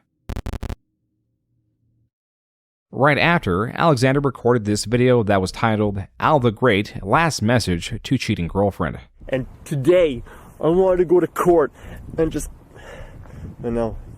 fucking... That is the last video in his series breaking down his stalking of Alanna. The dinosaur video that was 2 hours in length was uploaded slightly before, and so was the ranting on the beach. There are 2 items left at the end of this timeline. The last time recounting a story was the most excessive yet. It was the 13-part blog titled The Truth. It is immense. Reading this straight through, uninterrupted, would take possibly 5 hours or longer. Much of this blog is Alexander attaching court documents and statements Alanna had with the police, refuting every claim. If there was an offending sentence, Alexander made sure to respond with a paragraph or more. He sometimes used video game characters like Pac-Man and the Ghost to prove he wasn't stalking Alanna. The bloat comes from Alexander's constant quoting of statements readily available in the attached screenshots that are very much sensitive and not censored by Alexander at all. Present also are his cyclical arguments. He is still hyperfixated on Alanna's cheating and overly states that this is the center of it all. He talks about the pain he is feeling and cites everyone as wrong and unable to understand. Everyone in proximity to him has wronged him in some way. It is hard to fully capture Alexander's thought process, and if he truly believed these were solid arguments and thought he could prove Alanna assaulted him by intending to sleep with others, or if this was a way to get the voices on paper. Another venting session or a distraction from the bombardment of thoughts. There are 13 parts of this blog, created all on the same day, March 10th, 2014. There was also one update, dated May 3rd, 2014. These are Alexander's final words to the public. Titled The Update, it doesn't update the reader on the game dude, but sticks to the theme of the blog. It opens with Alexander stating, quote, I called Alanna again after 9 months of no contact and we casually talked for over 3 minutes. I even ended the conversation, thus further nullifying all non-existent harassment warnings. I wanted to eventually talk everything over with her peacefully on the phone, but she spontaneously decided to ignore me yet again 2 weeks later. I sent her these 4 emails, unquote. The first email, dated May 1st, talks about his time on vacation. Now in California, coming from Vegas, he details his adventures, with his wording such as, they even served us food that we had to eat with our hands, implies he's vacationing with his parents who are known to be well off, and could be doing so to get Alexander both distant from Alanna and distracted. The email ends with a request to talk to Alanna and attaches his phone number. In the blog, he censors the last 4 digits, a kindness he did not show Alanna in any other part of the blog. The next email is only a day later. Here he asks Alanna for advice on places to visit in California, and also states that in 2 weeks he'll be visiting Mexico, again asking Alanna to call him soon. The third and last email was a day after the previous one. This essay shows Alexander has again now flopped to be opposed to Alanna. His attitude and intentions can be simply summarized with the opening sentence, quote, because you cowardly ran away from trial and are ignoring me yet again, unquote. At the very bottom, he links to the blog, the conversations with Sheepman, his beach videos ranting about Alanna, and his last message to cheating girlfriend video. This blog was taken down, and since then, there have been no updates. Save for one video, there is only speculation to fill the void. But through Pelswick, as GDO, Alexander supposedly reached out in June of 2014, ranting about Alanna being wrong and regretting the dinosaur video. While there was some back and forth, this message states, quote, I'm in the US and going back to Mexico soon. I have no interest in going back to Canada, unquote. Afterwards, the account Alexander made with the video of animals, the GameSpot rants, his recounting of conflict with Alanna was all gone. Then Pelswick delivered one final text conversation, with the channel simply named Game Dude. This channel's full name is Game Dude 783, and it was created shortly after Alexander deleted his initial Game Dude channel, and it has the same art as the one messaging Pelswick, seemingly picking up on their prior conversation. These are the primary reasons this one channel could be the only legitimate Game Dude channel still standing.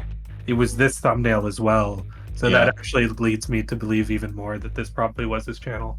That is his art, so I mean, you're not gonna find that art anywhere else but in his stuff, so yeah. With that explained, Game Dude tells Pelswick, quote, please delete those Mai Tai confessions. I was literally crazy over the pain of everything that had happened to me when I made those videos. Walking away from everyone in my life completely fucked me up. I thought crying out to the world would rid the agony. I wanted people to know what I was dealing with because I was tired of drowning in the pain alone. But because so many things happened to me, I was like a chicken with its head cut off. At the time, however, I needed to vent and I needed people to understand what I was going through. Now that I've calmed down, I see how big of a lunatic I truly was. I hope you can understand. Unquote. Besides sharing a Skype, Game Dude states he is in Hong Kong. Pelswick and Acilieri did try to reach out to Game Dude several times through Skype and were only met with short responses. Yeah, it's just, you know, very, very brief. Hey, are you doing okay? Yeah, I'm doing okay. Click. Towards the end, he was very short, you know, not telling us anything about anything, and just kind of, you know, pick up, click, and then not even that. After 2015, there was nothing at all. Where Alexander is a complete mystery. He is best remembered not for his story or his de-evolution, but his time as a game reviewer. Like this tweet that gained recent popularity that is a direct reference to his Mario Kart review. There are also references of him in a handful of gaming-adjacent channels. What the heck is up with this game?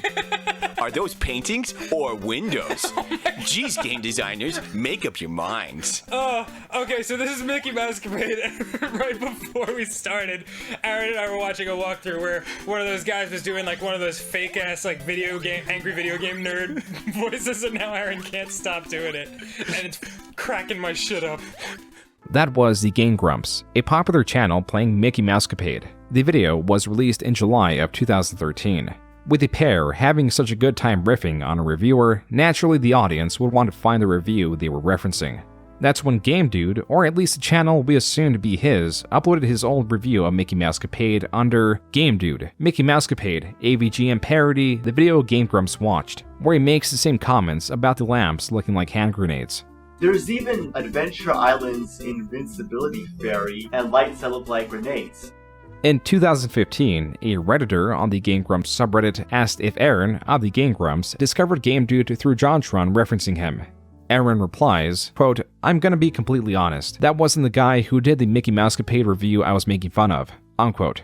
There was a belief that Aaron was lying with the intent to dissuade users from dislike bombing the Game Dude's videos, as users will have the propensity to channel a commentator's mockery to harassment. Game Dude's Mickey Mousecapade review, as of right now, is his most popular video, and has 9,000 dislikes to 3.3 thousand likes. Yet, perhaps Aaron was telling the truth. There are other angry reviewers that have made the same comments in the same time frame, like this one. These lamps that look like hand grenades can be shot to reveal items, but you start off with no weapons. There are times when the Game Dude is indisputably remembered and referenced, like in this Oni Plays video. Anyway, I need to explain to you guys my confession. Oh yeah, the Game Dude. It's really important. Sorry. Who's the Game Dude? We need to delve into this. At the start of his Barbie review, he says, "Look at Barbie, what a weird fucking bitch." It's the funniest goddamn thing I've ever seen. Look at Barbie, what a scary bitch. Super Mega has also made reference to the Game Dude. Uh-oh. Right in the fucking face. Nice, dude. Why do they all look the exact same? I sound like the fucking Game Dude over here. Why do they all look the same? That was taken from a 9-minute compilation of them referencing the Game Dude. Clips such as these are few and far between, viewing the Game Dude's commentary as endearing. The comments below asking for his whereabouts will confuse his vacation in Mexico as him fleeing the country due to his criminal harassment case, unaware that it has been resolved. In truth, no one, apart from those close to him, know where he is, what he is doing, and how he was able to flip the switch from an obsessive online creator to a mysteriously distant civilian of which his country of residence is unknown. This, opposed to what he was doing, can be seen as one of, if not the best possible outcomes, as distance was something he was never able to keep.